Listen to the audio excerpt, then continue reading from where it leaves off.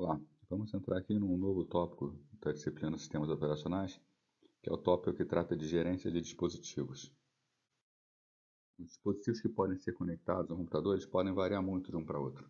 Isso vai trazer uma certa complexidade para essa parte do sistema operacional que trata da gerência dos dispositivos, já que tem que lidar com dispositivos bastante diferentes entre eles e tem que estar preparado para todos esses tipos, né? Alguns exemplos da diferença entre dispositivos. A transferência de dados ela pode estar por bloco ou por caractere, né? Ou seja, bloco de tamanho fixo ou qualquer quantidade de caracteres. Um teclado, por exemplo, ou um mouse, é um dispositivo que envia informações para o computador por bytes. Ele vai enviar uma determinada quantidade de bytes, pode ser variável, ele pode enviar um único byte para o computador, né? No caso do mouse, quando ele está movendo o mouse, ele está enviando uma sequência de bytes para o computador, né? Já existem outros dispositivos que transferem quantidades fixas de dados. A gente diz que são dispositivos que fazem transferência por bloco. O disco rígido é um exemplo do dispositivo de bloco. Se a gente vai gravar uma informação no disco, por exemplo, quero gravar 10 bytes de dados, eu não tenho como enviar 10 bytes. O bloco do disco é de 512 bytes, então são necessários enviar sempre 512 bytes ou múltiplos de 512 bytes. Então, no exemplo, se eu preciso gravar 10 bytes, eu preciso enviar para o disco 512 bytes. Os 10 eu quero gravar e mais 502 para completar esse bloco. Então, uma gerência um pouco mais complexa, né? Existem também diferenças na forma de armazenamento dos dados. Os dados podem ser armazenados sequencialmente, um após o outro, né? Então, se a gente imaginar o dispositivo como uma sequência de informações, os dados são armazenados sequencialmente, primeiro, o segundo, o terceiro, sempre, né? Um após o outro, ou esses dados eles podem ser armazenados aleatoriamente. Os dados podem, se eu tenho o mesmo dispositivo, eu armazeno o primeiro dado no início, o segundo dado no meio, o terceiro dado mais adiante, o quarto dado eu posso colocar na posição mais atrás. Então, a ordem de gravação dos dados não tem a ver com a sua ordem de criação, né? Também posso ter dispositivos de transferência síncrona ou de transferência assíncrona. Diz respeito à forma como será controlada essa transmissão de dados entre o dispositivo e o computador, né? Acesso restrito ou compartilhado. O dispositivo será restrito a um único processo que pode acessá-lo ou mais de um processo pode acessar o dispositivo simultaneamente. Então, a forma de proteção pode variar, né? Será um dispositivo de somente leitura ou dispositivo que permitem também a gravação, além da leitura, né? A taxa de transmissão, a velocidade de acesso do dispositivo também pode variar. Então, a forma de controlar os dados sendo transmitidos também podem variar. Então, são alguns exemplos de diferenças entre dispositivos que podem impactar bastante na forma como o dispositivo vai ser tratado pelo sistema operacional, tá? Fazendo que seja tão complexa essa gerência. Devido então à complexidade que é a gerência de dispositivos, a implementação dela é estruturada por intermédio de camadas. Então, é estruturada por intermédio de camadas de software e de hardware. Essas camadas vão realizar funções específicas, sempre melhorando para a camada de cima a forma como o dispositivo é visto. Então, as camadas mais baixas, são os controladores, os próprios dispositivos, são as camadas que lidam com hardware, são específicas de cada hardware, tá? Enquanto as camadas mais altas, 3 camadas acima, são camadas que lidam especificamente com software, estão mais próximas ao software, ou seja, estão mais próximas ao próprio sistema operacional, né? Obviamente, as camadas mais baixas, que são as camadas de hardware, ou até mesmo o drive do dispositivo, que é uma camada de software, são camadas que são dependentes do dispositivo. O funcionamento dessa camada é específico para cada dispositivo. Ela precisa interfacear com aquele hardware, com aquele dispositivo, para adequar esse dispositivo ao sistema operacional. Enquanto as camadas mais altas elas vão ser independentes dos dispositivos. Elas vão trabalhar de forma genérica. Isso tudo para que o usuário do sistema operacional e até mesmo a parte do sistema operacional que lida com esses dispositivos possam tratar dispositivos de uma forma mais geral. Quando vamos, por exemplo, acessar um arquivo, esse arquivo ele é acessado independente do dispositivo onde ele está armazenado. A forma de armazenamento num pendrive ou num disco rígido é completamente diferente, né? Porém, para o usuário, o que nós enxergamos é simplesmente um conjunto de pastas onde colocamos os nossos arquivos. Então, as camadas mais baixas, que são as camadas de hardware, que são as camadas dependentes do dispositivo, elas vão lidar com todas essas diferenças entre o hardware para fazer com que tudo funcione. Enquanto as camadas mais altas vão fornecer uma interface uniforme para o usuário, facilitando a utilização dos dispositivos e do sistema como um todo. A gerência de dispositivos vai precisar então esconder das camadas superiores, né, todos os detalhes de cada periférico, né? O detalhe específico do funcionamento de cada periférico, ela tem que ser independente desse periférico. O software deve oferecer para as camadas superiores uma forma estruturada e mais simples de trabalhar, né? Entre os elementos que devem ser escondidos, velocidade de operação. Se um dispositivo ele é rápido para gravar ou se ele é lento para gravar, o seu próprio software, o seu próprio hardware vai ter que cuidar disso, da parte da transferência dos dados, né? Assim como a unidade de transferência. Um disco, por exemplo, conforme já comentado, ele transfere por blocos de 512 bytes. Não interessa isso para o usuário. O usuário ele precisa gravar qualquer quantidade de dados. Então a gerência de dispositivos vai ter que trabalhar de uma maneira em que permita que o usuário possa gravar qualquer quantidade de dados e, através da gerência do sistema, esses dados possam ser gravados naquele dispositivo específico que só trabalha com um bloco de determinado tamanho, né? A forma de representação dos dados, como esses dados são representados e armazenados, também não deve ser problema do usuário do sistema, né? Os tipos de operações que devem ser realizadas para os dados poderem ser armazenados ou lidos. O usuário só precisa solicitar a leitura ou a gravação. A operação que vai ser realizada para isso não interessa ao usuário e deve ser escondida pela gerência de dispositivos. E por aí vai, né? Qualquer tipo de acesso dependente do dispositivo tem que ser escondido das camadas superiores. Conforme vimos também, as camadas são divididas em dois grupos. São os grupos independentes do dispositivo e os grupos dependentes do dispositivo. Os independentes vão visualizar esses tipos de dispositivos de modo único. É um dispositivo que armazena pastas, então não interessa qual é o tipo de hardware. Eu vou armazenar uma pasta naquele hardware, vou vê-los todos da mesma forma. Já as camadas que são dependentes do dispositivo, vai ter que ser específica para cada dispositivo. Dependendo do tipo de eletrônico, do tipo de mecanismo que existe no dispositivo, vão ter que ser realizadas diferentes operações, inclusive para posicionamento, alocação de espaço. Então, essas funções específicas serão feitas pelas camadas que são dependentes do dispositivo. A gerência de dispositivo de um sistema operacional possui então algumas metas, né? A primeira dessas metas é obter a independência do dispositivo, é fazer com que um dispositivo funcione independentemente do seu tipo, né? O usuário possa utilizar esse dispositivo como uma parte integrante do sistema e que tem o seu funcionamento atrelado ao sistema operacional, não atrelado ao seu hardware, né? Ou seja, o usuário vai ver de uma maneira uniforme todos esses dispositivos, né? Uma outra forma também é a atribuição uniforme de nomes. O sistema operacional vai enxergar todos os grupos do sistema operacional, né? O usuário vai enxergar todos os seus dispositivos, todos os dispositivos de seu sistema de uma maneira similar. Por exemplo, no Windows, nós temos as unidades são nomeadas de A2 pontos, B2 pontos, C2 pontos, D2 pontos, por aí vai. Então, uma letra seguida de 2 pontos vai identificar um dispositivo. Não interessa o tipo de identificação que esse dispositivo tenha no hardware. Isso facilita bastante a utilização dos dispositivos por parte dos usuários, né? O tratamento de erros também é algo que tem que ser bastante trabalhado e vai facilitar muito, né? Vamos imaginar um disco que tenha um determinado erro no bloco. Quando o usuário for solicitar uma leitura ou gravação de um dado no disco, um determinado bloco, por exemplo, o bloco 538 está com defeito. O sistema operacional do hardware ele obtém a informação que o bloco 538 está com defeito. Então, o bloco 538 é inacessível, ou erro de CRC no bloco 538. Que tipo de informação isso é o nível de utilidade dessa informação para o usuário? Erro de CRC no bloco 538. Para o sistema operacional é importante saber isso, para saber que tem um erro naquele dispositivo, né?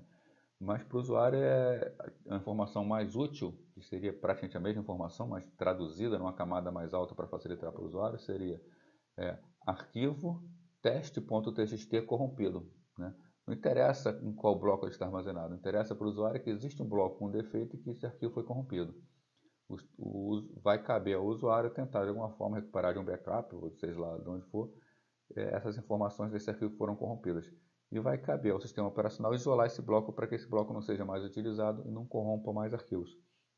Então, o tratamento de erros, as ações que são realizadas em função dos diversos tipos de erros que podem ser detectados, vai depender de cada camada, de cada nível, né, que terá que tratar esse erro, deverá tratar esse erro.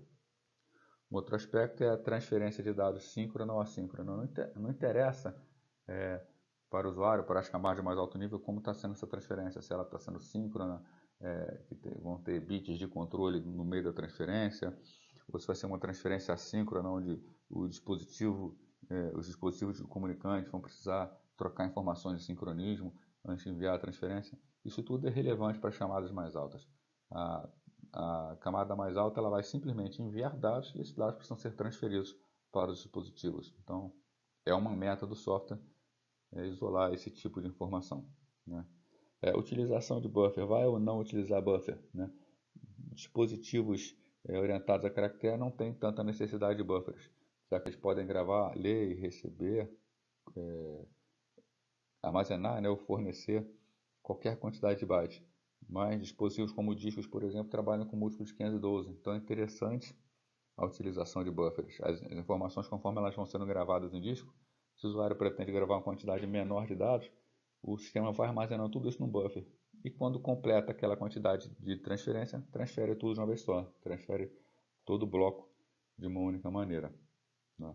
Então a utilização de buffer facilita muito a comunicação entre dispositivos. Né? E por fim, dispositivos compartilhados ou dedicados. O dispositivo ele pode ou não ser compartilhado, ele deve ser dedicado ou não. Para o usuário também não interessa, o usuário ele pede para utilizar o dispositivo. Né? Aí bem, se o dispositivo é um dispositivo que permite uma utilização compartilhada, o sistema operacional fornece acesso ao usuário a esse dispositivo de imediato e ele consegue utilizar normalmente.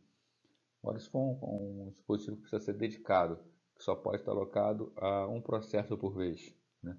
O sistema operacional vai ter que ordenar, controlar esse acesso, mas isso também precisa ficar indiferente para o usuário ou para o processo que está necessitando utilizar esse dispositivo.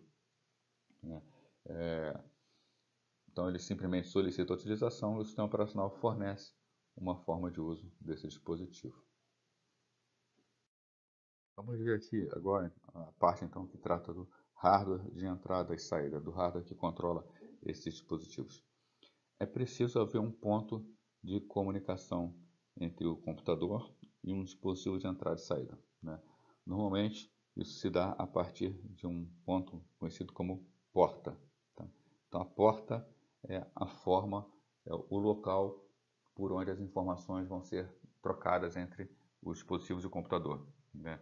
Quando o computador ele necessita de algumas informações do dispositivo, é através das portas que ele vai fornecer as informações de controle, informando aquilo que ele quer do dispositivo, se ele quer, por exemplo, armazenar dados ou ler dados, e também é por intermédio da porta que ele vai obter esses dados, ou obter, né, ou enviar os dados que devem ser gravados.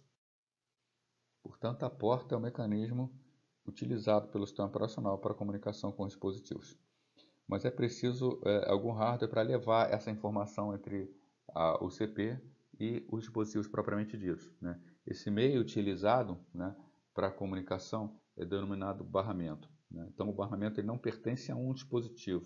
O barramento é do sistema. Né? E os dispositivos serão ligados ao barramento, assim como o CP será ligado ao barramento e essas informações todas entre dispositivos do CP trafegam pelo barramento do computador. Né? Pode haver, inclusive, mais de um tipo de barramento. Os sistemas atuais hoje costumam ter mais de um tipo de barramento. Né?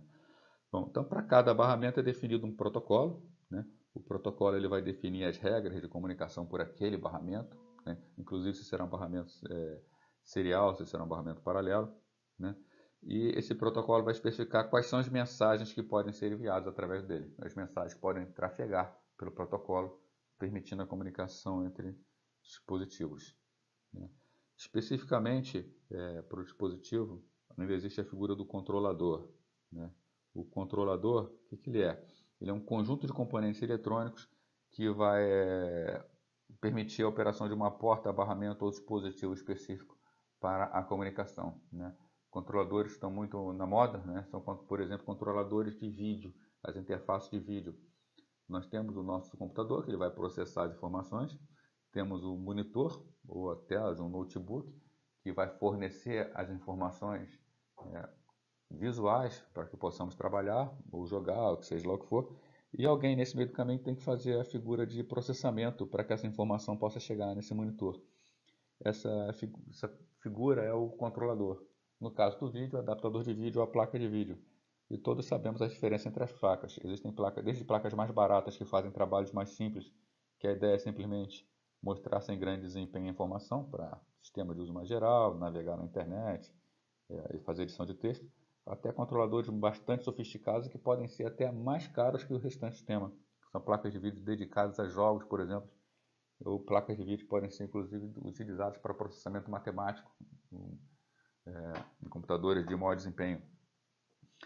Então são placas muito caras com desempenho muito alto, e o tipo de controlador vai influenciar não só no desempenho, como também na segurança e na forma de controle dos dispositivos. Então temos aqui uma imagem, um exemplo, né? Temos um barramento que promove a comunicação, temos a unidade central de processamento que vai controlar todo o sistema, né? A gente tem que atualmente a UCP ela não é ligada diretamente ao barramento, né? A gente vai mais adiante entender por que isso, quando a gente trocar informações aqui, quando a gente conversar sobre acesso direto à memória, né? Mas o fato é que a UCP ela se liga a um controlador chamado controlador de memória.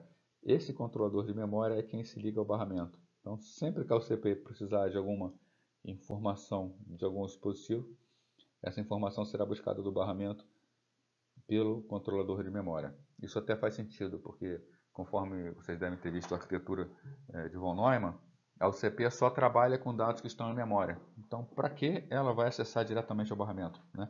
Desde que a memória acesse ao barramento, faça a busca da informação que a UCP necessita, e a UCP pode trabalhar com essa informação que está na memória, né? Ligados ao barramento, então, nós temos os vários controladores. Então, por exemplo, o controlador de terminal gráfico, que é o controlador de vídeo, né? Ligado ao nosso periférico, né? Quem é o nosso dispositivo? O dispositivo de entrada e saída, o nosso hardware de entrada e saída, é o monitor, né? Então tem um controlador que faz todo o processamento dos dados que vem do barramento para que possa ser exibido no monitor, né? Temos, por exemplo, também discos SATA, né? Para armazenamento de dados, discos do sistema. Quem acessa o barramento é o controlador SATA, que busca as informações do barramento para levar para o disco. Assim como outras tecnologias de disco, como SAS, por exemplo, também o acesso é feito por intermédio de controladores, né? Temos também chamados barramentos de expansão, né? Por exemplo, portas paralelas, portas seriais, barramento USB, o teclado, são dispositivos mais lentos que não têm vazão, têm velocidade para interfacear diretamente com o barramento principal do computador, que normalmente é muito rápido. Então, a interface do barramento de expansão cria um barramento que é um barramento de expansão para permitir a conexão de outros dispositivos, e esses outros dispositivos podem ser acessados ligados diretamente a esse barramento de expansão, né? Então essa é a estrutura de um computador geral atualmente. Uma porta típica de entrada e saída consiste então de 4 registradores, né? 4 locais de acesso, né? O primeiro registrador, o registrador de status. O registrador de status ele fornece informações sobre o estado do dispositivo. Então, por exemplo, é solicitada a leitura de uma informação do dispositivo. O sistema precisa monitorar essa porta, porque quando os dados estiverem prontos para serem entregues, por intermédio do registrador de status, que o sistema operacional será informado que ele já pode ler aquele dado que ele solicitou, né? Já que um dispositivo ele pode ter componentes mecânicos, um dispositivo ele costuma ser muito mais lento que a UCP, é necessário que aguarde os dados ficarem prontos para poder ser buscados, né? Então o registrador de status serve para dizer como está o dispositivo, né? E para controlar esses dispositivos e para passar instruções aos dispositivos, né? Temos a porta de controle, né? Essa porta de controle possui bits que podem ser modificados para alterar a forma de funcionamento, né? Então, se queremos ler uma informação do dispositivo, a gente vai dizer para a porta que ele precisa fornecer informações através do seu bits de controle. Se queremos gravar uma informação no dispositivo, a gente vai na sua porta de controle e vamos modificar os bits para informar que estamos gravando informações no dispositivo, né? E as informações são trocadas por intermédio de registradores de entrada de dados e saída de dados. Alguns dispositivos, esses registradores são o mesmo, né? O que vai diferenciar seu uso é apenas aquilo que é colocado no registrador de controle. Mas outros não, outros possuem registradores diferentes para entrada e para saída, né? Então nós possuímos registradores de entrada de dados, que é por onde a OCP obtém os valores que os dispositivos vai fornecer. Então a OCP solicita a leitura de dados positivos, ela vai ler as informações por intermédio da porta de entrada de dados. E temos as portas de saída de dados, que é quando a OCP necessita gravar dados no dispositivo. Então os dados serão gravados nessa porta, os dispositivos irão consumir esses dados, ou irão armazenar tais dados. Vamos ver aqui então um exemplo de uma forma que pode ser utilizada para a comunicação, né? Essa forma que a gente vai ver aqui é chamada ES programada, ou entrada e saída programada. É a forma como é uma das formas como dispositivos podem trocar informações com a OCP, né? Vamos supor então o seguinte: existem dois bits, tá? Dois bits para controlar a troca de dados entre a OCP e o controlador, tá? Um primeiro bit indica o estado, tá? Esse estado é um bit chamado ocupado. Então, o bit ocupado vai dizer se o controlador está processando ou se o dado já está pronto para ser trabalhado, né? Então, o bit ocupado vai estar no registrador de status, né? Então, e a OCP utiliza um bit especial chamado bit processar para informar ao dispositivo que ela precisa processar determinada informação, né? Então a OCP marca esse bit toda vez que precisar fazer algum tipo de processamento. Obviamente a OCP só pode mandar processar se o dispositivo não estiver ocupado. A OCP precisa saber que o dispositivo não está ocupado, né? Então como é que funciona a AES programada? Então no primeiro momento a OCP lê repetidamente o bit ocupado até que ele esteja desligado. Então o CP lê o bit ocupado. Se está desligado, o dispositivo pode ser usado e ela vai utilizar o dispositivo normalmente. Agora, se o dispositivo estiver ocupado, a OCP vai precisar ficar lendo esse bit continuamente até que o dispositivo não esteja mais ocupado, até que ele esteja livre para fazer o processamento que a OCP deseja. Bom, uma vez que esteja livre, né, o que a OCP vai fazer? Então, a OCP armazena o valor no registrador de saída de dados e liga o bit escrever no registrador de controle, ou seja, vai mandar processar. Nesse caso, a OCP está querendo gravar um dado no dispositivo. Então, uma vez que o dispositivo ficou pronto, só nesse momento que ela pode usar o registrador de saída, coloca ali o dado que vai ser gravado e manda escrever, né? Então, para isso, a OCP vai e liga o bit processar. Então, ela vai escrever e manda fazer o processamento. Quando o dispositivo percebe que foi ligado o bit processar, o que ele faz? Ele liga o bit ocupado, né? Nesse momento ele está fazendo a gravação, ele está ocupado. Ninguém pode utilizar o dispositivo até que ele termine a gravação, né? O controlador então vê o bit escrever ligado, armazena o valor no lê o valor armazenado no registrador de saída e grava esse registrador no dispositivo. Então quem faz esse trabalho é o controlador, tá? O controlador que vai trabalhar o dispositivo, vai controlar o dispositivo para gravar esses dados, né? Por fim, quando ele termina de gravar esses dados, o que o controlador faz? Ele desliga o bit processar ocupado, né? Ele já fez o processamento, então ele já pode liberar aquele bit e indica que a operação de entrada e saída terminou, né? Nesse momento, o dispositivo está livre para ou gravar novo dado ou fornecer um dado mediante a solicitação, mediante nova solicitação. O grande problema com a entrada e saída programada é que se a OCP tiver que esperar muito tempo pelo dispositivo ficar pronto, entre cada processamento, ela vai ficar ociosa por muito tempo, tá? e vai acabar o quê? Pesando um sistema, vai ficar um sistema muito lento, né? Esse é o comportamento conhecido como espera ocupada, ou espera em ciclo, ou também conhecido também como pooling, onde o CP fica esperando o dispositivo ficar pronto para que ela possa trabalhar. Isso por si só já é ruim para pouca quantidade de dados. Se for uma quantidade extensa de dados, por exemplo, gravar uma informação em disco, ou transferir uma informação via rede, ou ler, até mesmo a simples leitura de dados de um mouse, a OCP não consegue fazer mais nada, ela fica parada o tempo inteiro esperando o resultado desse processamento, né? Tal que deve ser evitado para que a gente obtenha maior desempenho no sistema. Então a AES programada, apesar de funcionar, ela causa uma sobrecarga bastante grande no sistema e existem técnicas melhores que devem ser utilizadas em seu lugar. Temos então que a AES programada ela desperdiça muito tempo do CP e deve ser evitada, né? Uma alternativa melhor da AES programada é a operação de entrada e saída orientada a interrupções, onde nós teremos auxílio das interrupções para fazer a troca de informações entre o CP e dispositivo de entrada e saída. Bom, então é uma maneira de permitir que a OCP possa fazer outras coisas. Ao invés da OCP ficar aguardando o dispositivo ficar pronto para que ele possa enviar o próximo dado, o que a OCP vai fazer? Ela vai realizar outras tarefas enquanto o dispositivo está fazendo o seu processamento. A gente consegue realmente um paralelismo real no sistema. Então, para ver um exemplo, vamos imaginar o seguinte: é feita uma chamada do sistema para um processamento de uma cadeia de caracteres, tá? Ou seja, uma sequência longa de caracteres tem que ser trocada entre o CP e dispositivo de entrada e saída. Quais são os passos que acontecem durante a entrada e saída orientada a interrupções?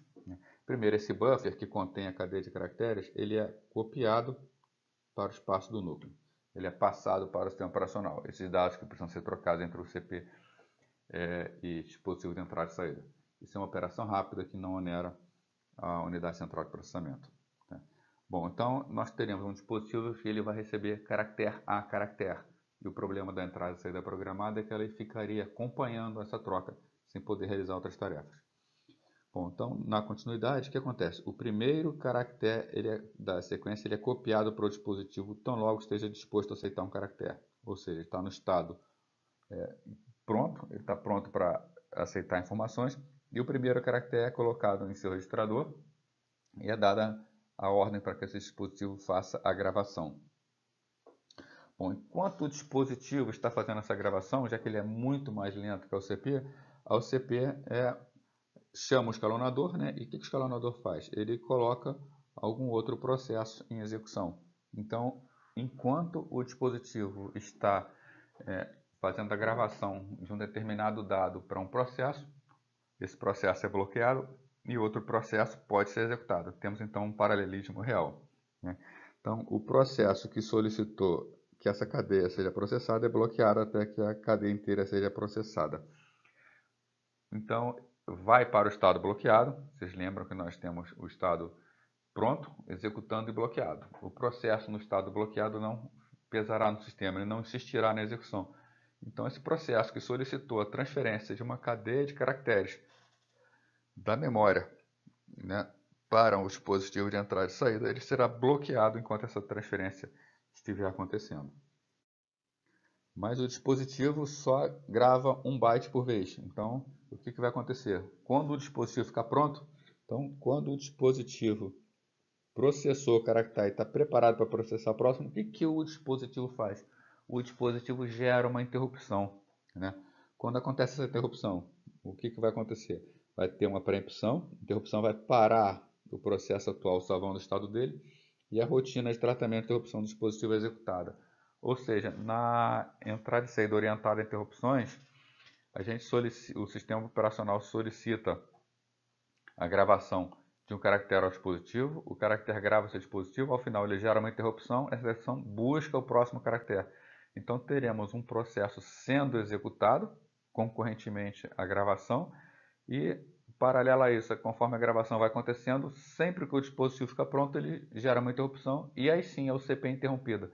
Então no lugar da UCP ficar tomando conta do dispositivo sem fazer nada enquanto a transferência acontece, nessa segunda situação, na entrada e saída orientada a interrupções, a OCP está fazendo outra coisa e sempre que o dispositivo está pronto para receber um dado, a OCP é parada, alimenta o dispositivo com o próximo dado e volta a fazer o seu trabalho. Ou seja, a OCP ela continua trabalhando e ela será interrompida somente quando o dispositivo está pronto, dando um desempenho bem maior ao sistema. A entrada e saída orientada a interrupções ela resolve bem o problema da ociosidade da OCP. Porém, existem técnicas mais modernas, como a técnica de acesso direto à memória, conhecido como DMA, né? DMA de Direct Memory Access, né? Acesso direto à memória. Ela é uma técnica que foi desenvolvida para dispositivos que realizam grande quantidade de operações de entrada e saída, né? Na entrada e saída orientada a interrupções, embora a OCP ela fique livre para realizar outras operações enquanto o dispositivo trabalha e ela é interrompida somente para oferecer o próximo dado para o dispositivo, ainda assim ela é interrompida a todo momento.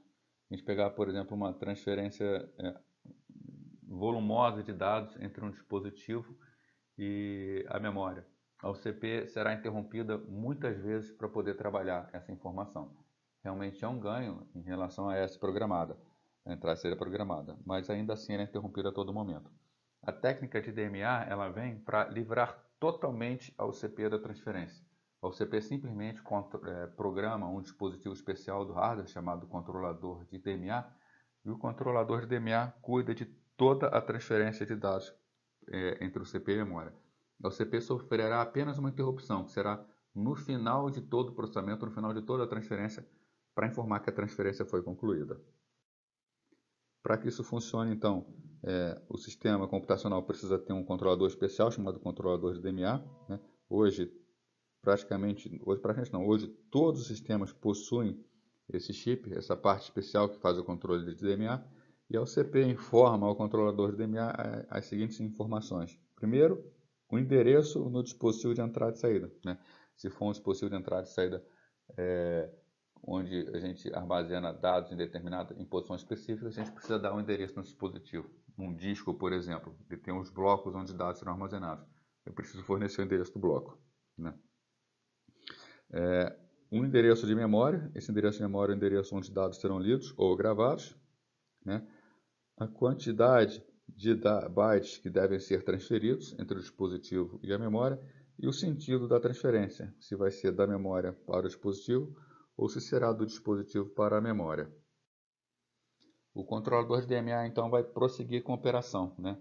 O que ele vai fazer? Ele vai usar diretamente o barramento, ficando a OCP livre para executar outras operações. Se vocês lembrarem da figura anterior, nós tínhamos a OCP, né? Tínhamos o controlador de memória, chamado de CM, tínhamos a memória propriamente dita e tínhamos aqui o barramento ligando ao restante do sistema. O controlador de DMA então vai permitir o quê? Que enquanto a OCP trabalhe dados, né, diretamente entre o CPU e memória, né, o controlador poderá processar dados entre memória e algum dispositivo de entrada e saída específico, né? É a razão pela qual o CPU não se liga diretamente ao barramento. Ao CPU se liga um controlador de memória e esse controlador de memória se liga ao barramento. Com esse tipo de ligação, a OCP pode acessar diretamente a memória, enquanto o barramento é utilizado para processar a troca de dados entre a memória e o dispositivo de entrada e saída. Então, lembrando a questão da arquitetura de Von Neumann, o CPU só processa dados de memória, então ela não tem necessidade de ter acesso direto ao barramento, apenas à memória. Nesse caso, a OCP continua realizando seu trabalho normalmente, enquanto o controlador de DMA cuida de toda a transferência, do início ao final, não importa a quantidade de dados que venham a ser trocados, e somente quando o controlador de DMA termina toda a transferência, o que ele faz? O controlador de DMA gera uma interrupção para avisar o CP. Então, um determinado processo necessita uma troca grande de dados entre memória e um dispositivo. Qual é a sequência? O processo solicita ao sistema operacional, o sistema operacional vai bloquear esse processo, o processo vai entrar no estado bloqueado, o controlador de DMA será programado Enquanto o controlador de DMA faz toda a transferência e cuida de todos os detalhes, a OCP fica totalmente livre, ela não será interrompida em momento nenhum durante a transferência, por conta dessa transferência. Ela vai realizar o trabalho com outros processos e, ao final de tudo, quando a transferência for concluída, a OCP será informada por intermédio de uma interrupção, o processo que foi bloqueado será desbloqueado e ele poderá prosseguir normalmente. Então, nessa técnica de acesso direto à memória, a OCP fica totalmente livre, ela fica totalmente disponível para execução de outros processos no sistema. Então, um desempenho bem superior às técnicas, quando comparado às técnicas que nós vimos anteriormente. Saindo então do nível do hardware e subindo um pouco nas camadas, nós chegamos no nível das operações de entrada e saída. Né? Então, operações de entrada e saída, operações que serão realizadas para permitir a gravação ou a leitura de dados dos dispositivos. Bom, nós temos que o sistema operacional deve ser capaz de se comunicar com qualquer dispositivo. Se um dispositivo está lá, os processos eles precisam fazer uso desses dispositivos. Né? A forma mais simples da gente acessar um determinado dispositivo é por intermédio das bibliotecas de comandos de entrada e saída. Né? Normalmente são oferecidas pela maioria das linguagens de programação. Então, por exemplo, um comando simples, como o comando print, para mostrar uma informação na tela, é um exemplo de comando de entrada e saída. Né? Já que a gente vai gravar uma informação na tela, vai ter que passar pelo controlador de vídeo e para que essa mensagem apareça no monitor. Então, exemplo de camada de operação de entrada e saída, né? De uma função que está na minha biblioteca, né? Um comando. Funções mais sofisticadas como write e read, que permitem gravação de dispositivos genéricos como o disco, também são exemplos de dispositivo de comandos que estão nas bibliotecas das linguagens de programações tradicionais. Então, comandos estão lá, são diversos comandos que nós podemos utilizar. Né? Agora, esses comandos de entrada e saída das linguagens de alto nível, né? Então, comando das linguagens de alto nível, por exemplo, printf da linguagem C, write-ln da Pascal, o print do Python. Independe se a gente está usando o Windows, se está usando o Linux, se está usando o iOS, não interessa qual tipo de sistema operacional que está sendo utilizado. É uma linguagem genérica, é um comando genérico da linguagem de programação que vai funcionar com qualquer tipo de sistema operacional. Mas já vimos aqui que o processador tem modos de operação. Quando ele está trabalhando em modo núcleo ou modo kernel, que é o sistema operacional que a gente está trabalhando, qualquer tipo de operação pode ser realizada. E operações de entrada e saída são operações privilegiadas. Então, somente o sistema operacional pode executar essas operações que podem comprometer o funcionamento do sistema. Né? Um processo de usuário comum que chame uma função, que seja uma função para escrever na tela, ou que seja uma função para gravar algo em disco, ele necessitará obrigatoriamente executar operações privilegiadas, operações de acesso direto aos controladores, que tem que ser controlada pelo sistema operacional para evitar o comprometimento do sistema, principalmente em sistemas multiusuários, sistemas multitarefa. Então, isso deve ser realizado por intermédio das chamadas sistema ou system calls. Né? Então, no exemplo aqui, nós temos uma aplicação. Essa aplicação necessita de uma operação de entrada e saída. Gravar ou ler do disco, ou então escrever alguma coisa no monitor. Né? A aplicação, o programa do usuário, vai gerar um comando de entrada e saída. Um comando simples que solicita uma operação de entrada e saída. Esse comando ele não pode, por si, realizar a operação. Ele precisa solicitar, por medidas de precaução, de proteção, ele precisa solicitar que quem faça a chamada das instruções privilegiadas seja o sistema operacional. Né? Então, para isso, será gerada uma chamada de sistema. A chamada de sistema é quem vai permitir que sejam executadas essas operações que podem comprometer o sistema, né? Operações privilegiadas. Normalmente, as chamadas de sistema são chamadas pelos comandos de entrada e saída por intermédio de interrupções. Então, são geradas interrupções de software.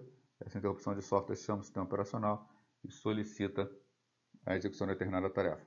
A chamada de sistema, então, vai estar executando em modo núcleo, vai poder executar as chamadas operações privilegiadas, e aí sim, nesse momento, com essas operações privilegiadas, os dispositivos poderão ser acessados, né, de forma segura com o controle do sistema operacional. Uma outra forma importante de se obter acesso aos dispositivos é por intermédio de spooling, né? Por intermédio de spooling, alguns processos também podem podem solicitar acesso a alguns dispositivos, né?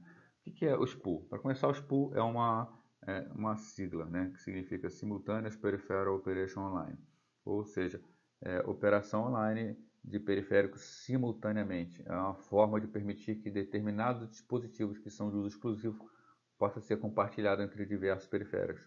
Impressora, por exemplo, é um dispositivo que, em princípio, é de uso exclusivo.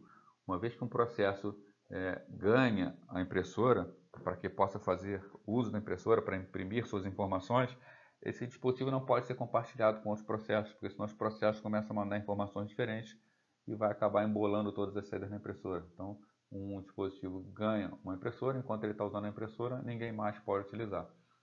Mas que o dispositivo não fique preso e os outros processos tenham que ficar bloqueados, aguardando que o anterior utilize a impressora, a técnica de spool dá ao processo a ilusão de que ele pode compartilhar o dispositivo em tempo real.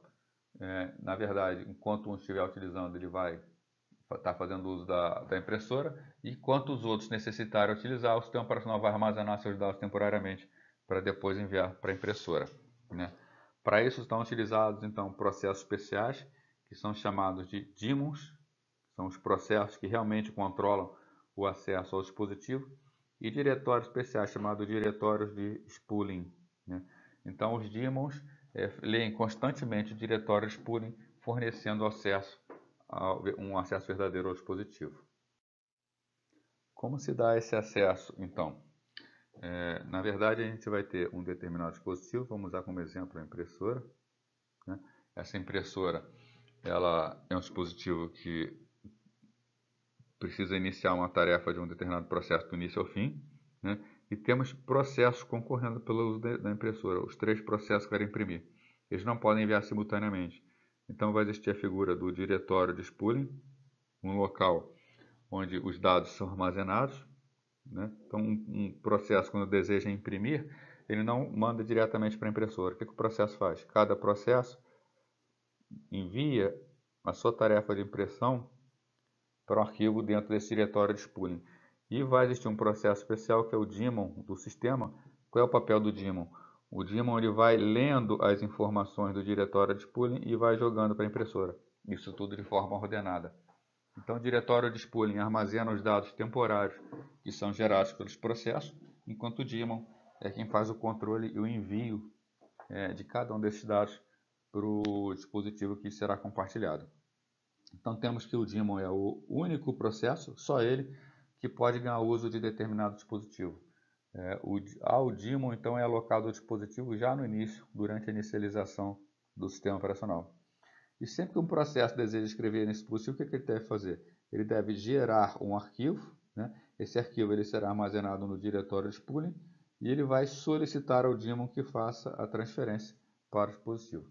No caso do daemon de impressão, os processos gravam seus dados no diretório de spooling, o daemon lê esses dados que são dados de impressão, que estão no formato específico da impressora, e transfere os dados para a impressora fazer a impressão normalmente, como deve realizar o seu trabalho. Falando sobre drivers de dispositivo, né? Driver ou device driver, algumas pessoas chamam somente driver, né? Tem a sua função a comunicação direta com o dispositivo de entrada e saída em nível de hardware.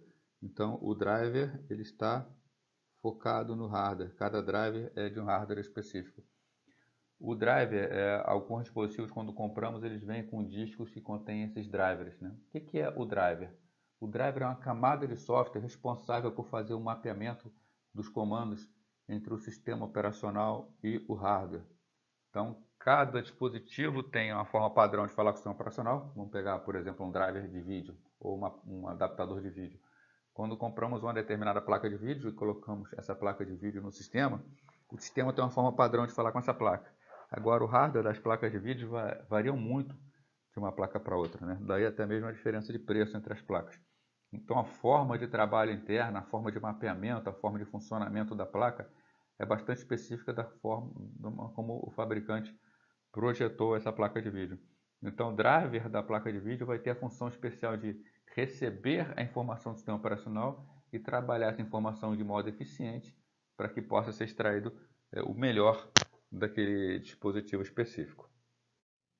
Então, enquanto o sistema operacional tem um subsistema de entrada e saída que trata de funções que afetam todos os dispositivos, um driver ele é específico no dispositivo. O driver ele trata apenas dos aspectos particulares do dispositivo. O driver ele é voltado para o dispositivo. É um mecanismo importante e até um pouco perigoso para o sistema operacional.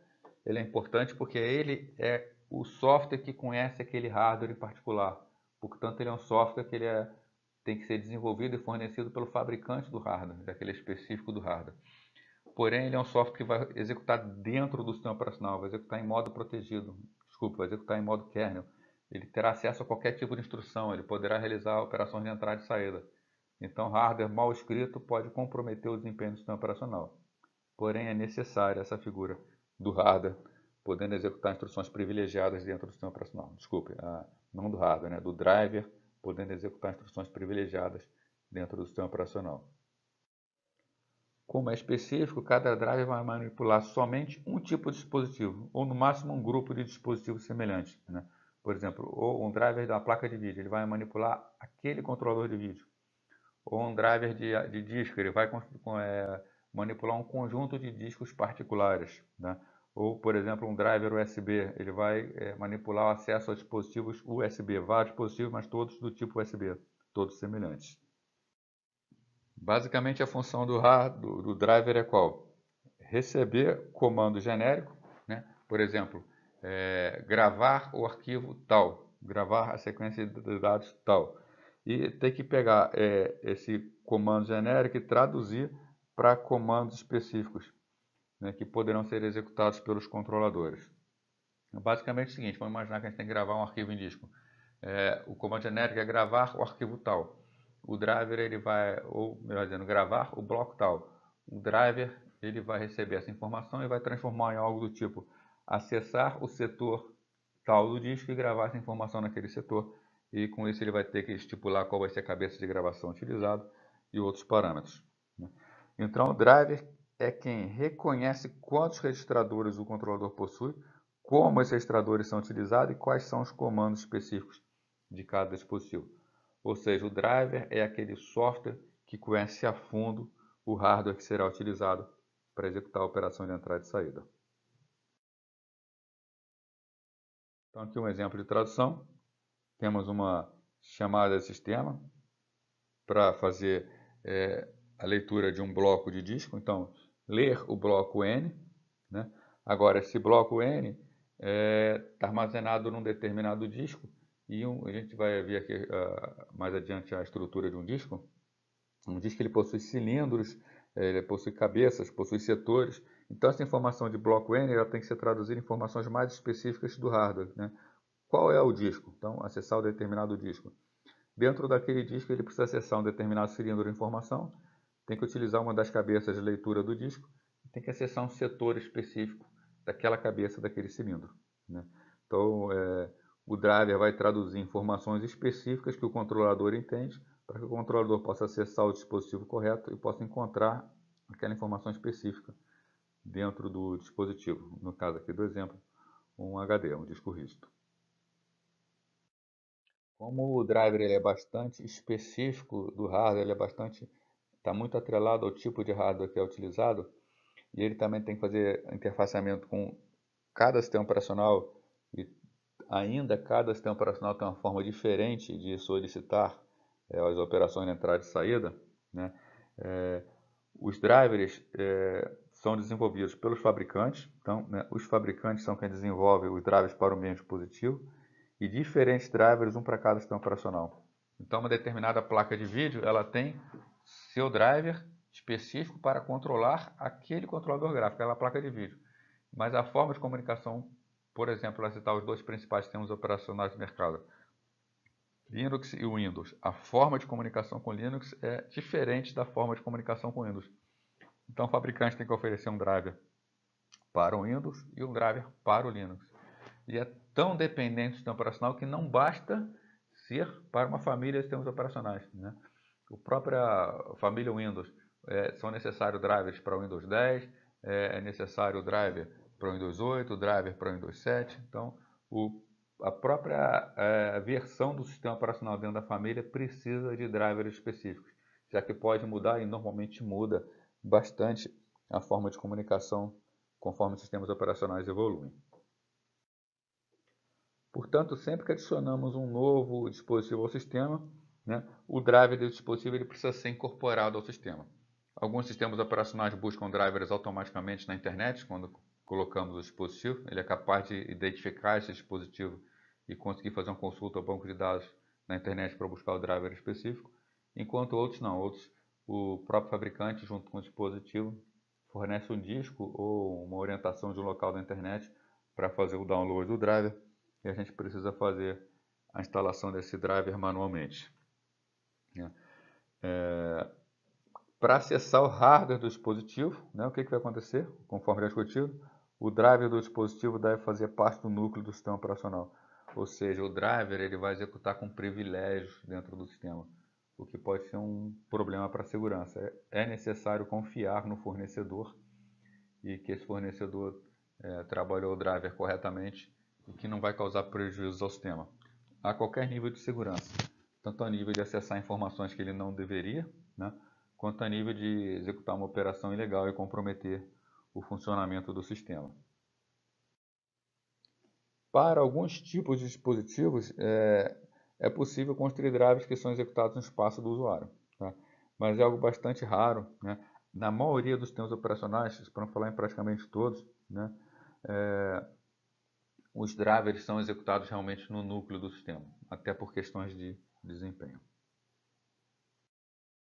Bom, a maioria dos sistemas operacionais define uma interface padrão para que os drivers devem dar suporte. Então, por exemplo, um determinado sistema operacional, se a gente pudesse desenhar na interface, vamos imaginar, o sistema operacional teria uma interface para falar com o driver, enquanto o outro sistema operacional tem uma interface diferente para falar com o hardware. Tá? Se pudesse botar graficamente, tá? Isso aqui é só uma metáfora, né? E o hardware específico tem uma interface diferente. Cabe ao driver fazer o quê? Fazer a comunicação do sistema operacional 1 ou do sistema operacional 2 com o hardware do dispositivo em especial, né? A gente vê que não encaixa. Ele não encaixa com nenhum dos sistemas. Então, o papel do driver vai ser o quê? Interfacear.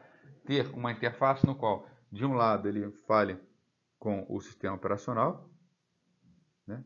E do outro lado, ele case essa interface do operacional, do hardware, do outro lado, ele case essa interface do hardware com o sistema operacional.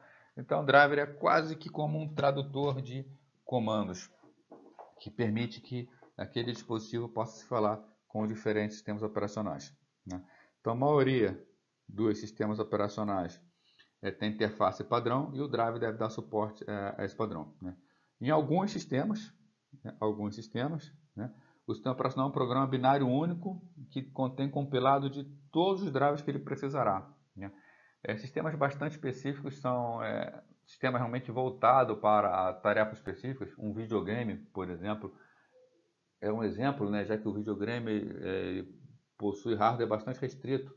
Ele já vem com tudo dentro dele, então ele já traz incorporado no núcleo do sistema operacional do videogame todos os drivers que vai necessitar. Então, se já é um adiante, está um desempenho até superior, tá? Bom, já computadores pessoais, né, que se tornaram bastante utilizados, né, e possuem uma grande gama de dispositivos de entrada e saída. A quantidade de dispositivos é enorme que a gente pode colocar no computador, diferentemente de um videogame que já vem com hardware, né? Então, para esse tipo de modelo, esse sistema não funciona. É necessário que a gente possa fazer a incorporação do driver após, quando já estiver utilizando o sistema. Então, a gente instala o sistema operacional está sendo utilizado, e a gente coloca um novo hardware nesse sistema, é necessário fazer a incorporação do driver, né? Então, sistemas operacionais, principalmente para computadores desktop, eles se converteram no modelo no qual os drivers são dinamicamente carregados durante a execução, tá? Então a gente está utilizando um sistema, de repente alguém chega com um pendrive diferente, um pendrive que o sistema operacional não possui esse hardware, essa pessoa coloca o pendrive no sistema, o sistema operacional vai necessitar buscar o driver para esse pendrive, seja na internet, seja no banco de dados local, e fazer a instalação desse hardware. Então vai levar um tempinho para que esse pendrive possa ser acessado pela primeira vez. Compensação no futuro, esse driver vai ficar carregado no sistema, novas utilizações desse pendrive serão bem mais rápidas, né? Então, um modelo durante a execução do sistema operacional, quando é necessário, é feita a carga do driver dinamicamente, inclusive sem a necessidade de reiniciar o sistema, embora nem sempre isso possa acontecer. Precisamos criar interfaces uniformes no sistema operacional, né? Então, como a gente faz para que pareçam mais ou menos o mesmo? Tá? Bom, se todos os dispositivos possuem interfaces diferentes, né, sempre que aparece um novo dispositivo, não tem jeito, né? O sistema operacional tem que ser modificado para que ele possa se adequar a esse novo dispositivo. Já vimos que quem vai fazer essa modificação será o driver do dispositivo, né? E esse driver será fornecido pelo fabricante, ou se for um dispositivo geral, pode ser fornecido até pelo próprio fabricante do sistema operacional, o próprio fornecedor do sistema operacional. Essa adequação, a construção desse driver vai ficar bem mais fácil se todos os drivers possuírem a mesma interface, né? Então, o que é feito? Para uma determinada classe de dispositivos, por exemplo, discos ou então impressoras, o sistema operacional ele define um conjunto de funções que o driver deve fornecer, né? A chamada interface padrão. Então, o sistema operacional ele define uma interface padrão para o dispositivo, o fabricante produz o seu dispositivo da maneira que ele quiser, e para que ele possa funcionar com o sistema operacional, vai precisar fornecer um driver que transforme essa interface padrão no sistema operacional, ou seja, que pegue comandos dessa interface padrão e transforme esses comandos em comandos específicos que possam ser interpretados pelo dispositivo. Falando de controladores, né, unidade de entrada e saída, dispositivos, consiste em geral de um componente mecânico e de um componente eletrônico, né? A parte eletrônica do computador é chamado de controlador, né? Ou simplesmente adaptador, né? Por exemplo, controlador de vídeo ou adaptador de vídeo, né? Computadores pessoais, os controladores muitas vezes assumem a forma de um chip na própria placa-mãe, né? Ou então um cartão de circuito que é colocado diretamente no slot de expansão de um barramento. Muitas vezes o controlador pode até estar presente e ser substituído por outro. É bastante comum placas-mãe que já vêm com um controlador de vídeo mais simples, mas o usuário tem a possibilidade de instalar por fora um controlador de disco mais sofisticado. Nesse caso, o controlador que é instalado por fora, ele assume o controle do sistema, para aquele, especificamente para aquele dispositivo de entrada e saída, no caso, por exemplo, um monitor, né? Bom, o trabalho do controlador então é converter o fluxo serial de bits que sai do dispositivo em um bloco de bytes. Isso no caso do dispositivo de entrada, né? No caso do dispositivo de saída é o processo inverso. Ele vai receber informações e vai ter que gerar informações no dispositivo. Bom, então imaginando essa entrada de informação através de um fluxo serial de bits. Então, uma placa de rede, por exemplo, chega informações bit a bit, né? Então, as informações chegam como forma de bits no controlador de rede. O controlador de rede vai pegar esse fluxo de bits, vai transformar num bloco de bytes. Esse bloco de bytes vai ser montado num buffer dentro do controlador. Então, o controlador de rede recebe a sequência de bits, armazena tudo num buffer e gera um bloco de bytes. Como tudo que chega para um controlador, pode haver erro na transmissão, né? Então, é verificada uma soma de verificação para ver se existem erros de transmissão. Se não houver erro nenhum de transmissão, o bloco vai ser declarado como livre de erros. Nós vamos considerar que os dados são precisos, que não possuem erros. Ele vai ser então copiado para a memória principal, né, por intermédio do trabalho do controlador. Os drivers que nós vimos então, que são fornecidos pelos fabricantes, eles vão se comunicar não diretamente com os dispositivos, mas com os controladores, né? Então, para que se comuniquem com os dispositivos, né, os drivers lançam mão dos controladores. Então, o controlador é que faz a interface entre o dispositivo físico e o driver, que é a camada de software, né? Então, o controlador é justamente a interface entre o software e o hardware, né? Eles fazem uso de interrupções para informar o CP quando estão prontos, né? Então, não se trabalha mais com ES programada, sempre por intermédio de interrupção, para que o CP possa ficar livre para executar suas tarefas. Já vimos aqui o funcionamento do mecanismo de interrupções, onde existe uma tabela chamada vetor de interrupções, né? Então, cada driver, esse vetor de interrupções, ele possui várias entradas numeradas pelas interrupções. O driver, ele fica armazenado numa determinada posição de memória. Sempre que é gerada uma interrupção no dispositivo, essa interrupção é identificada e o driver que controla aquele dispositivo é acionado automaticamente, né? Então, o controlador de interrupções é quem mapeia o software de serviço da interrupção por intermédio do vetor de interrupções, né? E esse software, no caso, é o driver, né?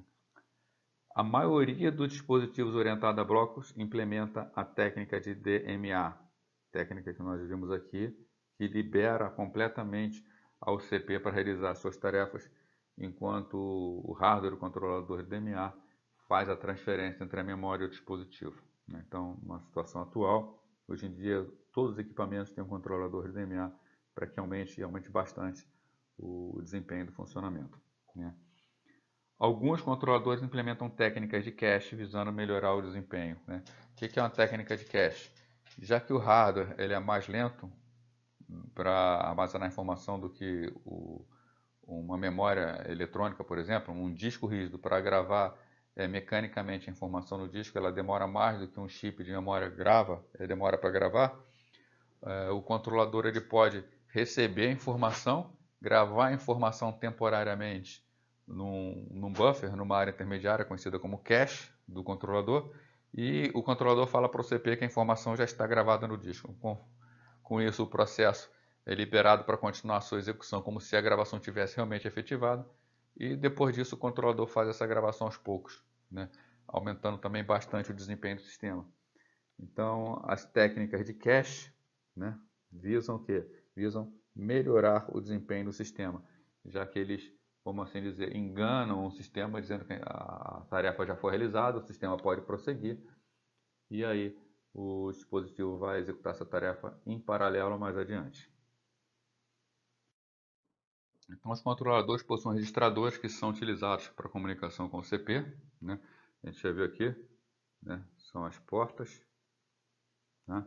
Então, além dos registradores de controle, muitos dispositivos têm um buffer de dados a partir do qual o sistema operacional pode ler ou escrever. Então, ao invés de ser uma simples porta, um simples registrador que armazena um único byte, possui um buffer, uma área maior de dados, onde o sistema operacional pode gravar uma grande informação de uma vez só, tá? Acelerando o processo de comunicação entre controlador e sistema operacional, entre controlador e hardware, CP, memória, né?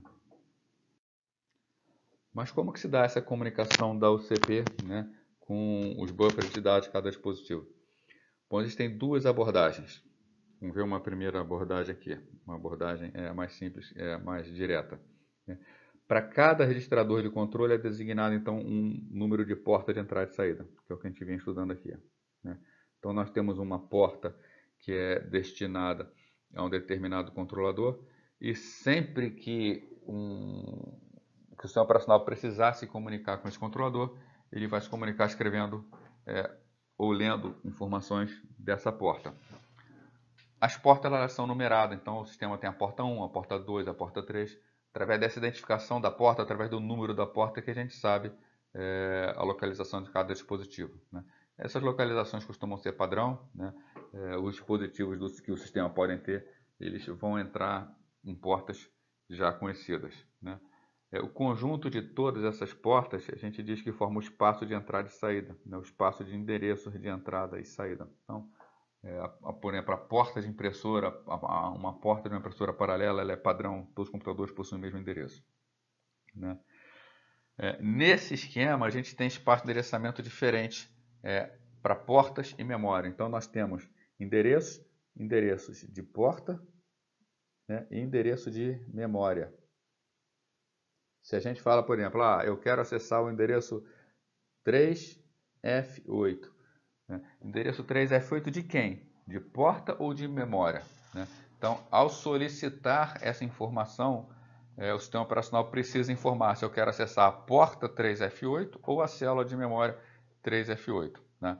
Então, são espaços diferentes que têm que ser acessados de forma diferente. Uma outra abordagem é não ter endereços diferentes para portas e memórias, o espaço de endereçamento ser único. Então, todos os registradores são, de todas as portas de entrada e saída são mapeados como se fosse endereço de memória. Né? Então, para cada registrador de controle é designado o endereço de memória. Né? Então, para cada registrador de controle é designado o endereço de memória. Funciona como se ele fosse uma posição na memória e não uma porta específica. Né? Então, endereço de memória único para o qual nenhuma memória é designada. Então, não pode ser acessado memória nesse endereço. Né? A memória, a célula de memória que ocupa esse endereço, ela fica inviável, ela não tem como ser utilizada. Né? É um sistema conhecido como entrada e saída mapeada na memória. Né? Então, é essa mapeada em memória. Né? Bom, já que nenhum endereço jamais é designado tanto para a memória quanto quanto para o dispositivo de entrada e saída, não há ambiguidade ou conflito. Se eu falo que eu quero acessar o endereço 3F8, como foi visto anteriormente, se houver um dispositivo de entrada e saída mapeado nesse endereço, será acessada a porta do dispositivo. Se não houver um dispositivo mapeado nesse endereço, será acessada a célula de memória que está nesse endereço. Né? Então, não haverá nenhum tipo de conflito, não é necessário dizer o que eu quero acessar, já que cada endereço está associado ou à memória ou ao dispositivo de entrada e saída, sem qualquer tipo de ambiguidade. Então, basicamente, os dispositivos de entrada e saída são os responsáveis pela comunicação entre o computador e o mundo externo. Né? Nós interagimos com computadores por intermédio de dispositivos de entrada e saída. Né? O teclado, mouse, monitor, uma impressora, uma placa de rede.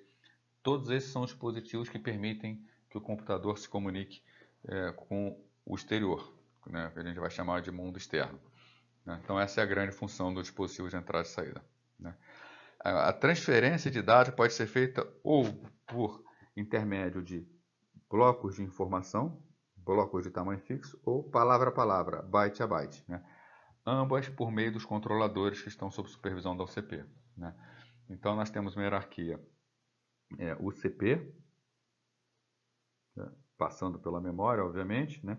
O CP ela fala com o controlador e o controlador fala com o dispositivo. Né? É a hierarquia que nós seguimos. Então, sempre intermediando a comunicação com o dispositivo, existe a figura dos controladores. Quanto à forma como os dados estão armazenados nos dispositivos, eles podem ser classificados basicamente em duas maneiras. Os chamados dispositivos estruturados, que são dispositivos de bloco, e os dispositivos não estruturados, que são chamados dispositivos de caractere. Né? Os dispositivos de bloco eles se caracterizam por armazenar informações em blocos de tamanho fixo, cada bloco possuindo seu próprio endereço. Né? Um exemplo de dispositivo de bloco são dispositivos de armazenamento em massa, né? Discos, HDs, até SSDs. Tá? Eles trabalham com blocos de tamanho fixo e toda a informação trocada entre dispositivo e o CP é por esse bloco de informação. Né? Cada qual, né, possuindo o seu próprio endereço. Né? Os blocos podem ser lidos ou gravados de forma independente. Então, eu não sou obrigado a ler o primeiro, depois para ler o segundo, depois ler o terceiro, para ler o quarto. Não. Se eu quero ler o 20º bloco, vou direto para o bloco de endereço 20 e faço a leitura. Se eu quero gravar o bloco de endereço 37, eu mando gravar o bloco de endereço 37. Eu não tenho que seguir uma determinada sequência, tá? Para chegar nesse bloco. Né? Isso o normal. Tá? E tem também os dispositivos não estruturados, são os dispositivos de caractere, que escrevem byte a byte. Né? Quando a gente está falando de caractere, aqui a gente está falando de dispositivo de byte. Né? Então eles enviam e recebem uma sequência de caracteres sem a estrutura de um bloco. Eu não tenho uma quantidade fixa que eu tenho que transferir, eu posso transferir qualquer quantidade. Né? Normalmente não é possível acesso do dado após a transmissão, né? Ou seja, os dados não possuem endereço. Por exemplo, um teclado, ele está enviando informações, depois, mais adiante eu quero saber quais informações foram enviadas no passado, em que ordem. O dispositivo não tem esse tipo de informação, ele não pode dizer qual tecla foi teclada 4 passos atrás, né?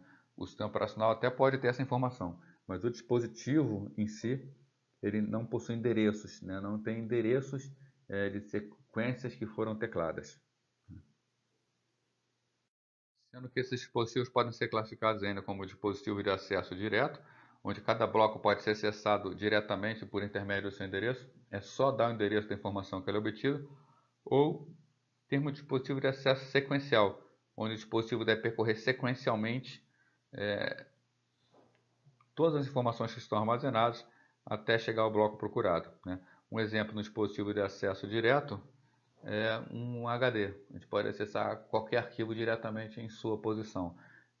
Então basta falar que eu quero acessar o bloco N, que o HD fornece direto acesso ao bloco N. Já o acesso sequencial, por exemplo, uma unidade de fita, eu preciso, para acessar uma determinada posição da fita, eu preciso percorrer a fita sequencialmente até chegar naquele bloco de informação, né? Não tem como acessar diretamente uma posição. É preciso ler tudo até chegar lá. É muito grande a quantidade de dispositivos que existem, mas vamos falar aqui de um tipo especial que é o disco rígido, que é um dispositivo que é responsável por armazenar informações, né, onde ficam armazenados nossos programas, nossos dados. Então, vamos comentar um pouquinho sobre a sua arquitetura, como é o seu funcionamento, né? Bom, então um disco rígido ele é constituído por vários discos sobrepostos que são unidos por um eixo vertical. Então é uma estrutura onde existe uma haste central, né, e nessa haste vários discos sobrepostos. A gente vai ter uma figura mais adiante onde mostra melhor essa imagem. E as informações são gravadas na superfície de cada disco. Se a gente pegar um disco desse específico e olhar por cima, o disco ele tem um formato arredondado e as informações elas são gravadas na superfície do disco, em vários pontos diferentes, né? Cada disco ele é composto ainda do que a gente chama de trilhas concêntricas, que são divididas em setores. Então, se a gente pega um disco, né, o disco ele possui várias trilhas. São vários locais onde as informações podem ser armazenadas na superfície do disco. E essas trilhas elas são divididas em setores, né?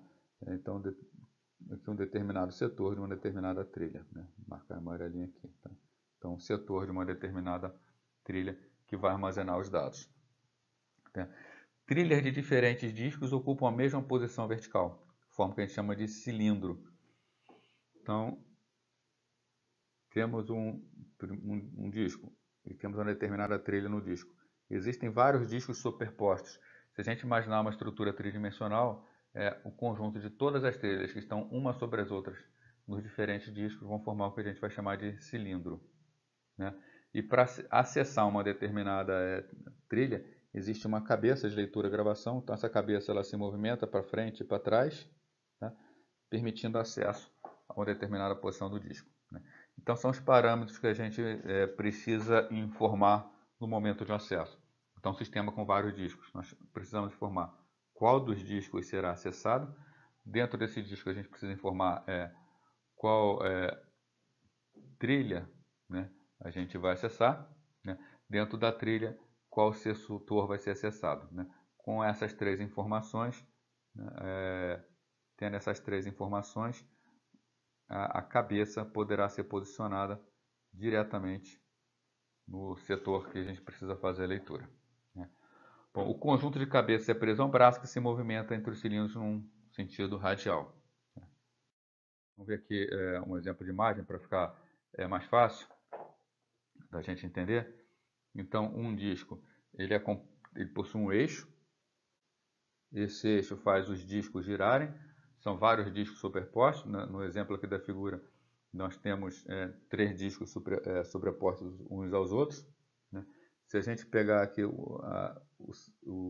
a trilha mais externa do primeiro disco, a trilha mais externa do segundo disco, a trilha mais externa do terceiro disco, esse conjunto dessas trilhas forma o cilindro mais externo, né? Então, cada trilha, sempre uma sobre as outras, é que vão formar os cilindros, né? Então, nós temos a trilha, e dentro de uma determinada trilha, uma parte do disco conhecida como setor, né? Esse setor ele vai conter informações. Quando nós unimos uma trilha e um setor específico, nós temos aquele setor que nós estamos buscando em disco. Toda a informação é gravada especificamente em setor. Então, um setor de um disco padrão possui 512 bytes. E para fazer a leitura e a gravação dos setores, existem as cabeças de leitura e gravação. Então, um exemplo de cabeça de leitura e gravação, né? Para poder gravar num disco, a gente precisa de uma cabeça para cada superfície de cada disco. Então, no caso aqui, se temos 3 discos, teremos 6 superfícies. Então, serão 6 cabeças de leitura e gravação. E o braço movimenta essas cabeças para frente e para trás, para que elas possam acessar cada setor especificamente, né?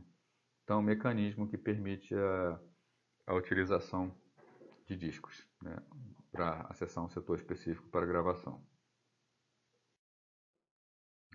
Qual o tempo que é necessário para que a gente possa ler ou gravar um bloco de dados no disco?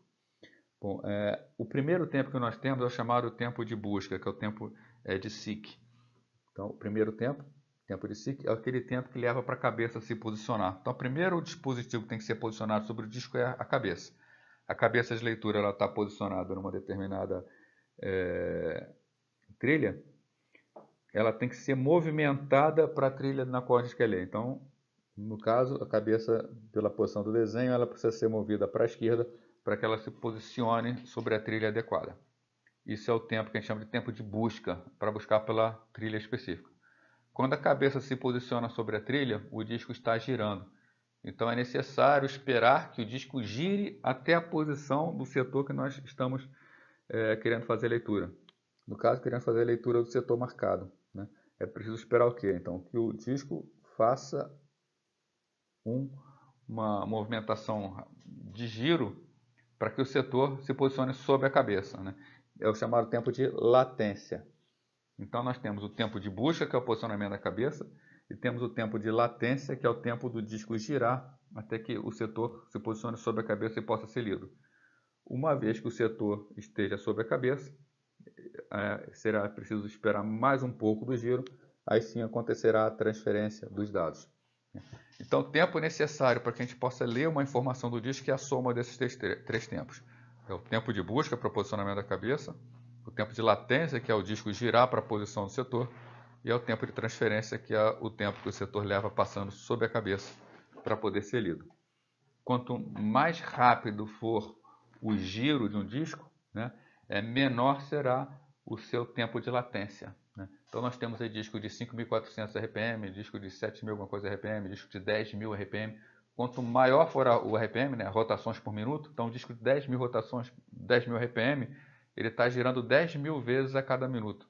O seu tempo de latência será basicamente a metade do que um tempo de um HD padrão, que é 5.400 RPM.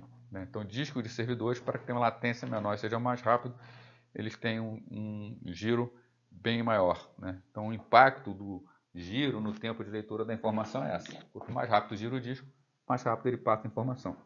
Assim como também o tempo de busca, a tecnologia utilizada para posicionar a cabeça, né, também conhecido como seek time, vai também influenciar no desempenho, né?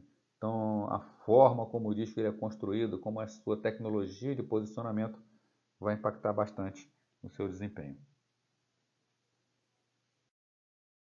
Nós estamos falando aqui de dispositivos mecânicos e comparando com dispositivos eletrônicos, né? Então, comparar o tempo de acesso de um HD, por mais rápido e por melhor que seja esse HD, ele ainda é muito demorado, ele ainda é extremamente demorado quando comparado ao tempo da UCP. A UCP é bem mais rápido, né?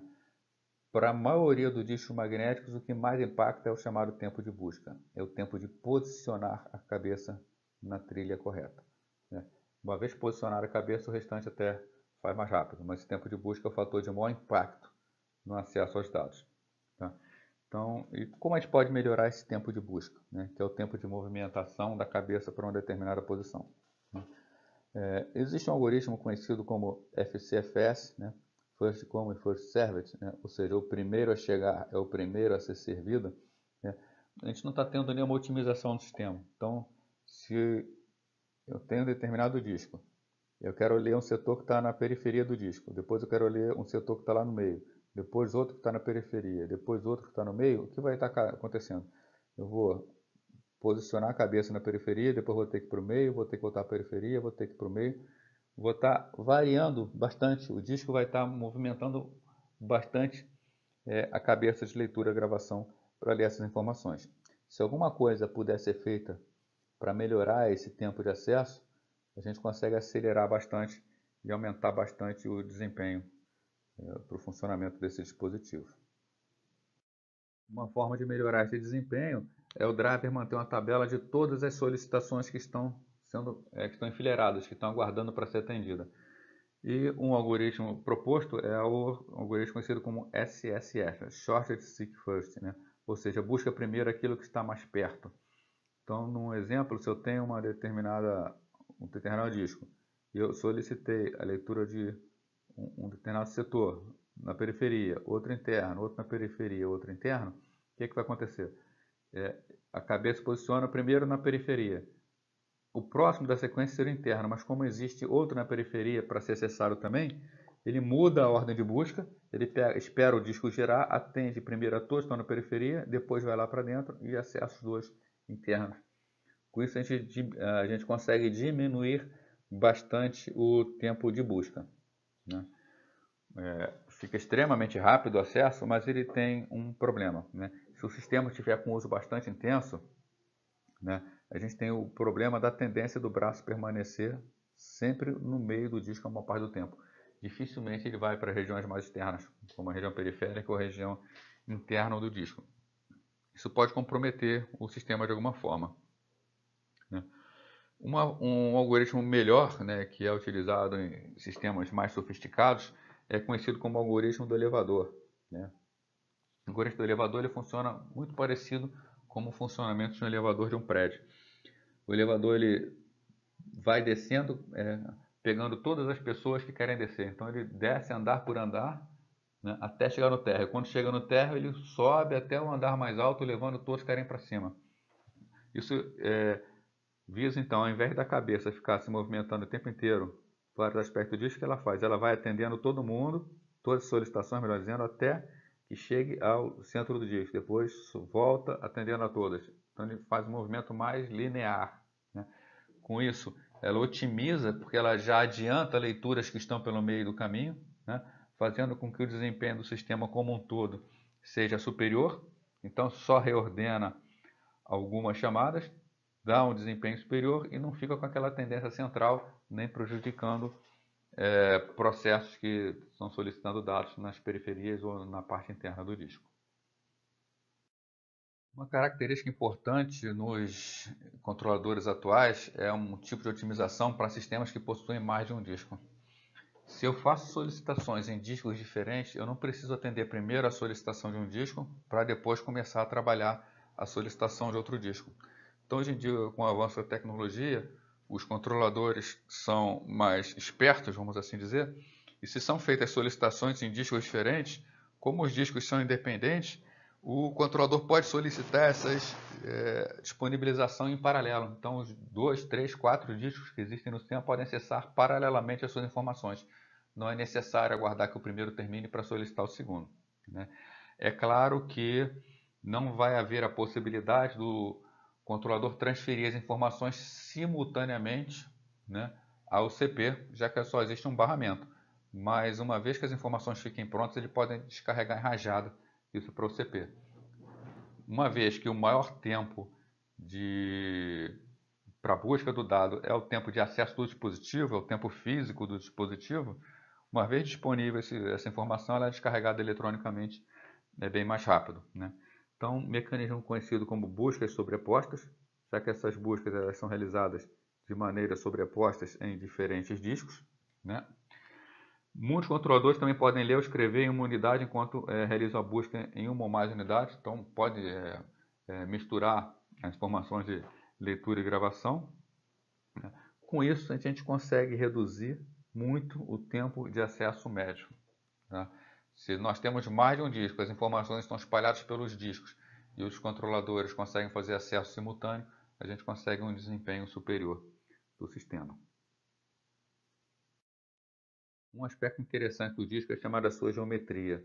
A geometria dá parâmetros do disco. Então, a gente tem no disco uma determinada quantidade, né, no HD, uma determinada quantidade de discos. Esse disco tem uma quantidade de setores e nesses setores ficam armazenadas as informações. Conforme dito aqui, um setor tem 512 bytes. Então, a gente tem cada um dos setores, né, das diferentes trilhas de um disco, eles possuem diferentes dados armazenados nele, cada um 512 bytes. Nos primeiros discos, nos primeiros sistemas, a quantidade de setores era fixa. Então, quando nós falamos que um disco tem 64 setores, a trilha vai ser dividida em 64 posições e cada uma dessas posições vai estar armazenado num setor. Temos que fisicamente um byte ele tem um tamanho que ele é ocupado num setor. Os setores internos de um disco, né, vamos pensar fisicamente. Um setor interno ele é menor que um setor externo, né? Então, o setor que está lá dentro, a princípio, ele caberia menos informação do que o setor externo. Então, o que está determinando o tamanho e a quantidade de dados é o tamanho do setor interno. Nos primeiros sistemas, então, nos primeiros discos, os setores sempre foram divididos as trilhas sempre foram divididas na mesma quantidade de setores. Não importa se essas trilhas são internas ou se são trilhas externas. Já para aumentar a capacidade de armazenamento, o que acontece? Os discos modernos, eles têm mais trilhas externamente do que, mais setores nas trilhas internas do que nas trilhas internas, já que a gente está hoje em dia buscando o quê? Maior capacidade de armazenamento. Temos aqui exemplos então de discos, onde na direita temos uma estrutura antiga, que possui a mesma quantidade de setores por trilha, independentemente se é uma trilha interna ou uma trilha externa. Vemos então que uma trilha interna possui um setor de determinado tamanho e a trilha externa possui um setor que a princípio caberia mais informações, né? Vemos que são trilhas de tamanho diferente, poderia caber mais informações, porém os setores são a mesma quantidade de setores, né? Numa arquitetura mais moderna, mostrada no lado esquerdo, né, as trilhas internas possuem menos setores. Então, enquanto temos uma trilha que possui um único setor internamente, a parte equivalente dela no externo possui, aqui no exemplo, 2 setores. Então, é um disco onde internamente nós possuímos 16 setores e nas trilhas externas possuímos 32 setores. Esses dois discos provém uma capacidade então de armazenamento muito maior. Esse disco da esquerda provém então uma capacidade de armazenamento maior do que o disco da direita, utilizando uma geometria diferente, adaptando a geometria à sua capacidade da trilha. Então, para esconder esses detalhes sobre trilha, cilindros, cabeças, tudo mais, o que os sistemas passaram a fazer? Né? Passaram a ter a chamada geometria virtual, ou seja, a informação que é passada do disco para o sistema operacional não é uma informação real, mas uma informação virtual, uma informação enganosa, mas que desce, no final das contas, a mesma quantidade de setores existentes no disco do que aquela mapeada pelo sistema operacional, né? Então, o sistema operacional ele recebe uma informação como se houvessem no disco X cilindros, Y cabeças, Z setores por trilha, né? E o controlador, quando vai solicitar uma leitura, o que ele faz? Ele passa os 3 parâmetros, ele informa qual cilindro, qual a cabeça e qual setor da trilha deve ser acessado, então os parâmetros X, Y, Z, né? E como se fosse uma posição real, né? E o driver vai passar essa informação para o controlador, mas o controlador vai fazer o mapeamento para a posição correta, né? Então, apesar do sistema operacional achar que tem uma geometria fixa de setores por trilha, o dispositivo vai trabalhar de uma forma diferente. Esse mapeamento será feito pelo hardware, né? Bom, a gente tem uma limitação da BIOS, que a BIOS atual, as BIOS do sistema, elas permitem discos de no máximo 31,5 GB operando com esses parâmetros, né? Então, os parâmetros de cilindro, cabeça, setor, limitam bastante. E sabemos que hoje os discos são muito maiores do que isso, né? Hoje em dia se trabalha com facilidade com discos com terabytes, que são muito maiores que discos de apenas 30 GB, né? Isso foi possível graças a uma tecnologia de endereçamento que é conhecida como endereço lógico de bloco, ou LBA, né? Logical Block Addressing, tá? A técnica de LBA faz com que os setores sejam numerados consecutivamente. Então, os setores do disco são numerados consecutivamente sem levar em consideração a geometria. O sistema operacional não precisa mais saber a estrutura do disco. Ele não quer saber qual é a geometria do disco. Ele não quer saber como os setores estão divididos pelo disco. Atualmente, o sistema operacional recebe apenas a quantidade de setores existentes no disco e ele vai fazer o mapeamento e ele vai trabalhar de acordo com essa quantidade de setores. Ele não precisa ter a informação física do disco, como os setores estão distribuídos. Bom, fazendo ainda algumas considerações sobre disco rígido, a utilização de cache associada à leitura, tá, de mais dados que o solicitado também pode ajudar a melhorar o desempenho. Então, se temos um determinado disco e precisamos ler uma determinada quantidade de informações desse disco, para passar essas informações para um sistema, né, e o que necessitamos, melhor dizendo, existe a tendência de que, ao ler uma determinada quantidade de informações, existe a probabilidade alta de que também necessitemos de ler todo o restante da informação no futuro, tá? O que se costuma fazer então? Cria-se uma memória intermediária, uma área intermediária, conhecida como cache, e é feita a leitura então para o sistema daquela porção que é necessária para ser utilizada. Essa porção então é entregue para o sistema, porém, para a área de cache, né, o restante da informação é lido aqui para a área de cache. Então, nessa área de cache vai ficar o restante das informações do disco. Mais adiante, quando o sistema precisar dessa nova informação, ao invés de solicitar para o disco, já pode solicitar diretamente a cache. Então, a informação será entregue no futuro para o sistema de uma forma bem mais rápida, né, complementando aquela informação que foi solicitada. Então, a cache de leitura é muito importante para o desempenho do sistema, devido a essa tendência, né? Então, um bom algoritmo de cache, se ele consegue adivinhar as informações futuras e ele consegue guardar isso na memória RAM, numa área destinada a cache, consegue fazer a previsão, adiantando bastante o sistema, já que a leitura da memória é bem mais rápida, né? Ah, mas e o tempo que leva para ler esse disco não influencia? Acontece que a gente faz a primeira leitura do disco, enquanto o sistema está trabalhando essa informação, o DMA já vai fazendo a leitura do restante da informação. Então, se essa leitura puder ser feita em paralela, no momento em que ainda não foi solicitada, a gente tem um ganho de desempenho bastante grande. Então, a cache é algo importante nos sistemas. Outra melhoria nos sistemas é que, quando vamos gravar as informações no setor, embora o setor tenha 512 bytes, fisicamente são gravadas mais informações. É gravada normalmente uma soma de verificação por redundância cíclica, conhecido como CRC, né? Então, o CRC ele permite verificar se a informação que foi gravada corretamente. Quando a informação é gravada em disco, é gravado o CRC junto. Quando for lida, o CRC é comparado. Se for diferente, é porque teve um erro no armazenamento da informação. E aí podemos dizer que aquele setor do disco, por consequência, todo aquele bloco do qual o setor faz parte, está danificado, né? Ele não deve ser novamente utilizado no futuro. A gente tem que evitar utilizá-lo. Comentar também aqui a questão de arrays de disco, né?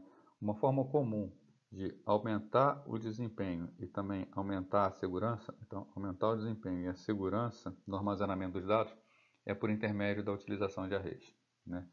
Aumentar o desempenho porque os arrays eles permitirão gravações em paralelo e também leitura em paralelo em diferentes dispositivos, diminuindo então a necessidade de quantidade de informações que trafegam entre cada disco, né? Diminuindo a quantidade de informação que trafega entre cada disco individualmente e paralelizando esses acessos, a gente consegue aumentar muito o desempenho do sistema como um todo. E aumenta também a segurança, não no sentido de a informação ficar protegida contra acesso indevido, né? Não é esse nível de segurança. A segurança que a gente está falando aqui é a segurança da informação não se perder. Mas um detalhe, é apenas um aumento da segurança. Não quer dizer de forma alguma que esteja se dispensando o backup. O backup ele continua sendo necessário, o backup sempre precisa ser feito. É segurança no nível de que a gente consegue montar um array de 5 discos, por exemplo, deixando um disco como um disco de redundância. Assim, se queimar algum dos 5 discos, sempre haverá redundância e a gente não vai perder informação, né? Então, no array de 5 discos, perder um, temos a segurança de que a informação não é perdida. Mas se houver um problema de energia, por exemplo, se houver uma sobretensão e queimar 2 ou 3 discos, toda a informação será perdida. Então, é necessário backup. De forma alguma, o array deve ser utilizado para substituir o backup. Ele até vai diminuir a necessidade de realização de restaurações, porque a gente terá uma segurança maior. Mas, de forma alguma, o array serve para substituir backup. O tipo mais comum de implementação de array é conhecido como RAID, né? Redundant Array of Inexpensive Drives. Tá? Então, RAID. Né? O RAID ele pode ser implementado tanto em software quanto em hardware. Né? A implementação em software, obviamente, é a mais barata. Tá? Algumas pessoas até utilizam, mas a implementação em software torna o sistema mais lento, né? Já que vai ser necessário haver todo um controle em cima do software. Sistemas que realmente necessitam de RAID, que é para desempenho de sistemas de servidores, é interessante se gastar um pouquinho mais, comprar um servidor que venha com controlador RAID no hardware, ou então comprar um controlador RAID externo e botar para controlar os discos. Né? Quando a gente fala em RAID, a gente está falando de uma segurança necessária para servidores e realmente é conveniente que isso seja feito diretamente pelo hardware. Né?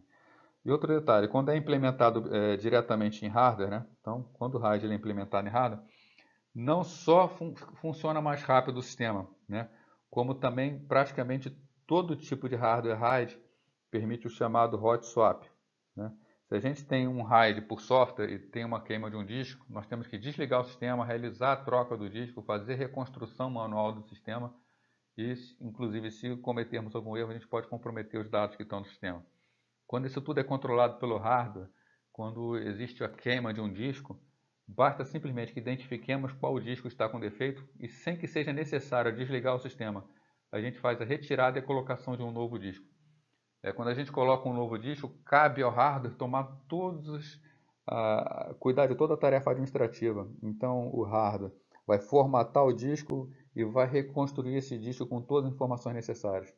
O administrador do sistema simplesmente tira o disco defeituoso, que vai estar sendo indicado por um LED do sistema, qual é a baia que está com o disco com defeito, coloca um disco novo e todo o hardware cuida do restante. Não para o sistema, funciona de uma forma bem mais rápida e é muito mais fácil de administrar. Então, comentar aqui os diferentes tipos de RAID, ou os 7 níveis que existem no RAID. Né? Então, o RAID ele é implementado em 7 níveis diferentes, que são numerados de 0 a 6. Vamos ver aqui a diferença entre cada um deles. Né? O primeiro nível, que é chamado nível 0, não é um nível de RAID redundante. Tá? A gente não tem redundância de RAID. Tá? Simplesmente o que é feito aqui é o chamado stripping. Tá? No stripping, os dados são divididos pelos discos, né, resultando numa vazão maior. Então, temos aqui o exemplo do RAID 0, na figura à esquerda.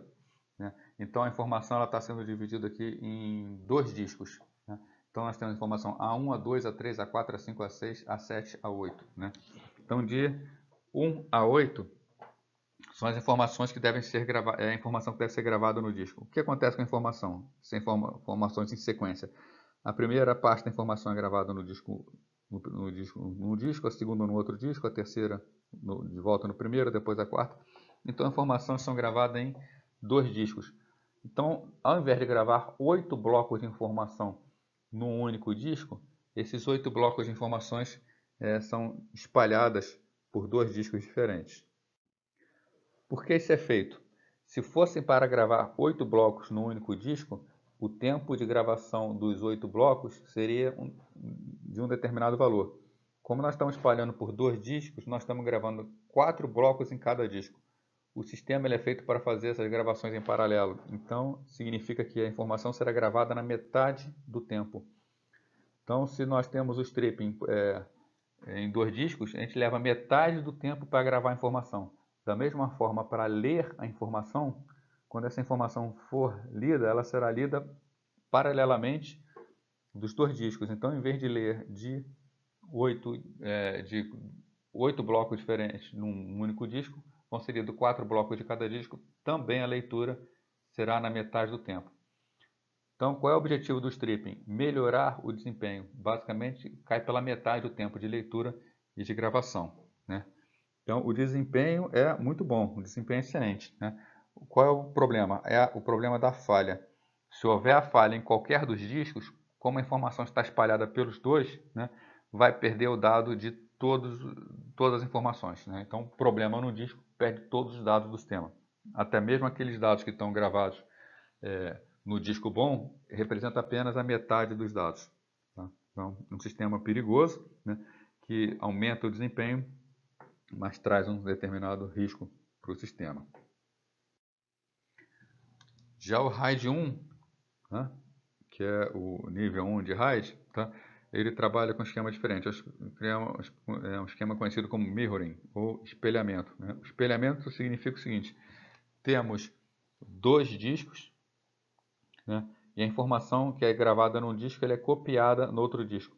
Então vamos gravar a informação A1, A2, A3, A4. A informação A1 é gravada tanto no primeiro quanto no segundo disco. A mesma coisa para a informação 2, para a informação 3 e para a informação 4. As informações já são gravadas em duplicidade, né? Há perda de desempenho com isso? Tá? Não há nenhuma perda de desempenho na gravação, né? A gravação ela é mandada para a controladora, a própria controladora se encarrega de duplicar e gravar ao mesmo tempo nos dois discos. Então não há por que ter perda de desempenho, já que os discos vão trabalhar em paralelo. E na leitura há perda? Até pelo contrário, há um ganho de desempenho. Tá? Há um ganho de desempenho porque se for necessário ler essa informação novamente, né, o que o sistema pode fazer? O sistema, no momento da leitura desses dados, ele pode ler a informação A1, A2 do primeiro disco e a informação A3, A4 do segundo disco. Com isso, o tempo de leitura cai pela metade. O tempo de leitura é o mesmo do RAID 0. Então, um desempenho excelente na leitura dos dados. Tá? Então, a gente tem um ganho aí. Que o primeiro ganho né, se qualquer dos discos falhar, nenhum dado é perdido, já que os dados estão armazenados no disco seguinte, né? Então, pode perder o primeiro disco, pode perder o segundo disco. Como os dois têm todos os dados, a perda do disco não acarreta em perda de dados. E ainda há o ganho de desempenho, porque nesse tipo de sistema eu posso ler metade de cada disco, diminuindo pela metade o tempo, né? Se nós temos um sistema onde realizam poucas gravações e muitas leituras, fica excelente utilizar o mirroring, já que a gente vai diminuir pela metade o tempo de leitura, né? O outro tipo de informação é que se no RAID 0 nós temos um disco de 1 terabyte e outro disco de 1 terabyte, a capacidade total do sistema será de 2 terabytes, né? Será a soma. No RAID 1, se eu tenho um disco de 1 terabyte e outro disco também é de 1 terabyte, como a mesma informação estará gravada nos dois discos, a capacidade total desse sistema será de 1 terabyte. Então, o RAID 0 soma a capacidade de armazenamento. O RAID 1 ele vai utilizar a capacidade nominal do disco individual.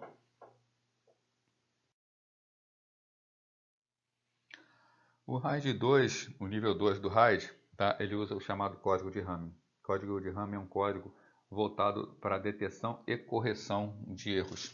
Tá? Ele foi desenvolvido, na verdade, para ser utilizado com sistemas que não possuem detecção de erros. Então, o RAID 2 ele pega a informação, divide, por exemplo, a informação A, divide em 4 campos, né? A1, A2, A3, A4, e aqui nós temos um sistema, por exemplo, com 7 discos e cria 3 discos de paridade. Dá um nível de segurança muito bom, porque se nós tivermos aqui, se ele for configurado com 3 discos de paridade, significa que pode perder até 3 desses 7 discos, que a informação pode ser recuperada, né? Então é um nível de segurança muito bom para sistemas críticos, né? Mas é um sistema mais raro de ser utilizado. O RAID 3 já é um sistema que ele não tem uma quantidade determinada de discos, a gente pode usar qualquer quantidade, claro que a partir de 3 discos, né? Pode usar 3, 4, 5, 6 discos. comum utilizar de 5 a 10 discos para o RAID 3. Aqui no exemplo nós temos um sistema com 3 discos. Esse sistema de 3 discos, como é que ele vai funcionar? Já que temos temos um sistema com 4 discos. Esse sistema de 4 discos, como vai funcionar? Um dos discos é escolhido para ser o disco de paridade. No caso aqui é o último disco. Nele está sendo realizada a paridade.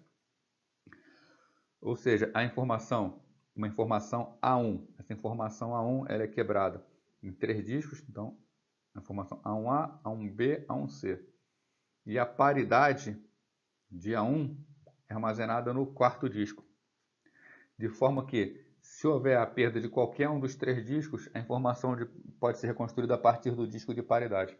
Então, se nós temos um sistema com 4 discos, um dos discos fica reservado para paridade, os outros 3 para dados. É um sistema que dá um bom desempenho, né? No caso aqui, um exemplo de 4 discos, nós temos que a informação ela será gravada paralelamente nos 4 discos. A informação como toda é dividida por 3 discos, então a gente vai gastar um terço do tempo para gravar a informação, assim como para a leitura. E também, se houver a perda de um disco, a recuperação da informação pode ser feita pelo disco de paridade. No exemplo aqui, se nós temos 4 discos, cada um com 1 tera de informação, né? Como teremos 3 discos para dados e um disco de paridade, nós temos um total de 4 teras em disco, né? 4 terabytes em disco, sendo que útil aqui serão 3 terabytes. Então, teremos 3 terabytes, uma perda de 33%, ou melhor, uma perda de 25% na capacidade de armazenamento. É bastante comum usar RAID 3 com 5 discos. Então, se forem 5 discos de 1 terabyte, teremos no total 4 terabytes úteis, né? A gente chama de 4 terabytes líquido dos 5 terabytes que são disponíveis. Então, é um sistema que usa apenas um disco para paridade. O RAID 4 é bastante semelhante ao RAID 3. A diferença é que o RAID 3 o controle é feito a nível de byte. A cada byte tem que ser calculado o byte de paridade no outro disco. A fim de facilitar um pouco, né, o RAID 4, então o RAID nível 4, ele divide os dados a nível de bloco. Então a paridade não é feita mais por byte, é feita por bloco, é feita por setor de disco. E a paridade é armazenada também no último disco. Então, bastante parecido com o RAID 3, a única diferença é que a paridade é calculada a nível de byte, né? Tanto o nível 4 quanto o nível 3, eles têm um problema no último disco, que é o gargalo do sistema, né? Qualquer informação que vai ser gravada, então, por exemplo, uma informação que tem que ser gravada que altere A2, como altera a paridade A vai ter que ser alterada também. Se eu altero o B1, eu tenho que alterar também o disco de paridade. Se eu altero o C3, eu tenho que alterar também o disco de paridade. Então, o disco de paridade é o disco mais acessado do sistema. Ele representa o gargalo do sistema. Tá? Ele pode, de certa forma, estar determinando como será o desempenho do sistema como um todo. Para resolver esse problema aí de questão de desempenho, o RAID nível 5 ele é muito semelhante ao RAID nível 4. Tá? Então, ele é semelhante ao RAID 4. A única diferença é que a paridade não fica mais em um disco único. Então, por exemplo, a informação A ela é espalhada pelos 3 discos, mas a paridade fica no disco 3. A informação B fica no disco 0, disco 1 e disco 3, e a paridade fica no disco 2. Da mesma forma, a paridade do C fica no disco 1, a paridade no D fica no disco 0. Conforme as informações de paridade ficam espalhadas pelos discos, o acesso também, esse acesso de cálculo de paridade vai ser espalhado também, dando maior uniformidade na quantidade de dados que trafega entre cada disco. Assim como no nível 3 e no nível 4, a gente perde um disco de informação com a paridade. Então, se nós temos aqui um sistema com 4 discos de 1 terabyte, né, a gente vai ter líquido aqui, a perda de um disco, uso líquido do sistema, 3 terabytes. Um disco é perdido com informações de paridade. Buscando maior segurança nos dados, principalmente para sistemas que utilizam muito disco, por exemplo, utilizando 10 discos de dados, foi criado o nível 6 de RAID. O nível 6 de RAID ele é bastante parecido com o nível 5. Então funciona, tá, de forma similar ao nível 5. A diferença é que ele apresenta o dobro de bits para paridade. Então, enquanto o nível 5 pode perder um disco que ele mantém as informações, o nível 6 a gente pode perder até 2 discos. Porém, a gente perde 2 discos para paridade. E assim como no nível 5, né, as informações também são de paridade são espalhadas entre os vários discos. Então, para a informação A, entre os 2 últimos discos, a informação B entre 2 discos, a informação C entre 2 discos, a informação D entre 2 discos, a informação E entre 2 discos. Então, as informações ficam espalhadas pelo disco. A diferença aqui é que temos 5 discos com 1 tera cada um, 2 discos são perdidos para paridade, então se tem 5 tera, espaço disponível para o sistema como um todo, 3 terabytes. Né? É o último nível de RAID. Então nós temos 7 níveis de RAID, sendo numerados de 0 a 6. Algumas controladoras permitem também a composição de diferentes níveis de RAID. Temos, por exemplo, o chamado nível 0 mais 1. O nível 0 mais 1 é a combinação do nível 0, que é o stripping, que espalha as informações pelos vários níveis, com o nível 1, mirroring.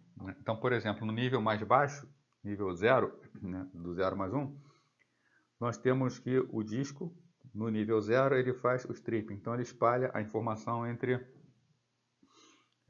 os 2 discos. Então, A1, A2, A3, A4, A5, A6, A7, A8.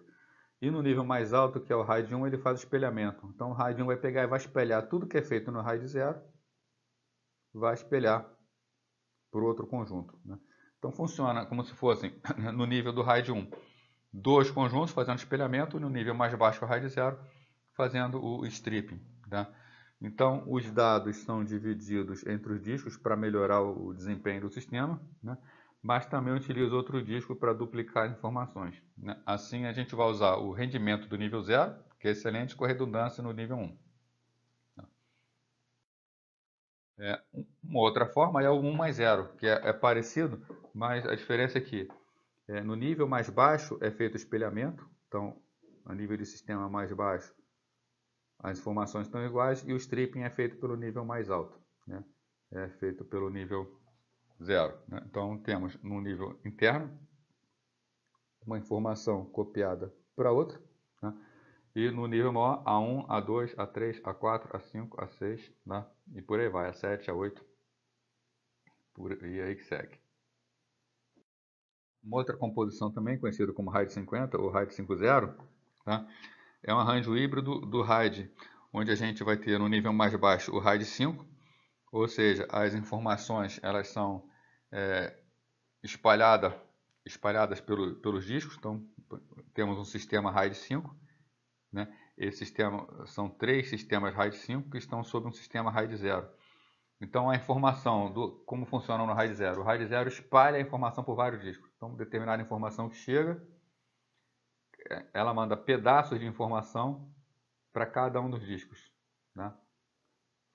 Aumentando o desempenho. E dentro de cada um desses sistemas nós temos o RAID 5, onde a informação é armazenada em 2 discos, por exemplo, e um disco de informação de paridade num outro disco maior. Com isso a gente obtém um desempenho excelente, um nível de comunicação muito alto, uma redundância boa que garante a queima de um disco, né? Porém, a queima de 2 discos de qualquer desses sistemas pode comprometer, né? Então, quando a gente começa a criar espalhamentos do tipo RAID 50, a gente está conseguindo um ganho de desempenho, um ganho excelente no desempenho do sistema, mas a gente começa a comprometer mais a segurança também do sistema, né? Como a gente contorna isso? Utilizando bons discos, utilizando discos com MTBF alto, que tem um tempo de falha muito alto, é muito raro acontecer uma falha com eles, e essencial o backup, né? O backup tem que estar em dia para caso haja algum problema no sistema, né? E um último nível aqui para a gente poder ver, um nível mais complexo, chamado RAID 100, né? Que é o RAID 10 mais 0, onde a gente, num nível mais alto, a gente pega toda a informação e vai fazendo um espalhamento dessa informação por 2 sistemas. Essa informação espalhada é espalhada ainda mais e a gente usa espelhamento no nível mais baixo, né? Então nós teremos a informação espalhada, a informação espalhada, a informação 1, 2, 3, 4. A informação 1 vai para o primeiro sistema, a informação 2 vai para o segundo sistema, a informação 3 para o terceiro sistema, a informação 4 para o quarto sistema. E é feito o espelhamento em cada um desses sistemas, né? Nesse sistema aqui, se a gente queimar mais de um disco em sistemas diferentes, não tem problema, né? Por exemplo, se queimar 3 discos, sendo um disco em cada sistema, não tem problema nenhum. Agora, se queimarmos 2 discos, né, de um mesmo sistema, aí teremos o comprometimento, né? Então, quando a gente começa a espalhar RAID 50, RAID 100, a gente está aumentando cada vez mais o desempenho do sistema, porém também aumentando cada vez mais o risco do sistema.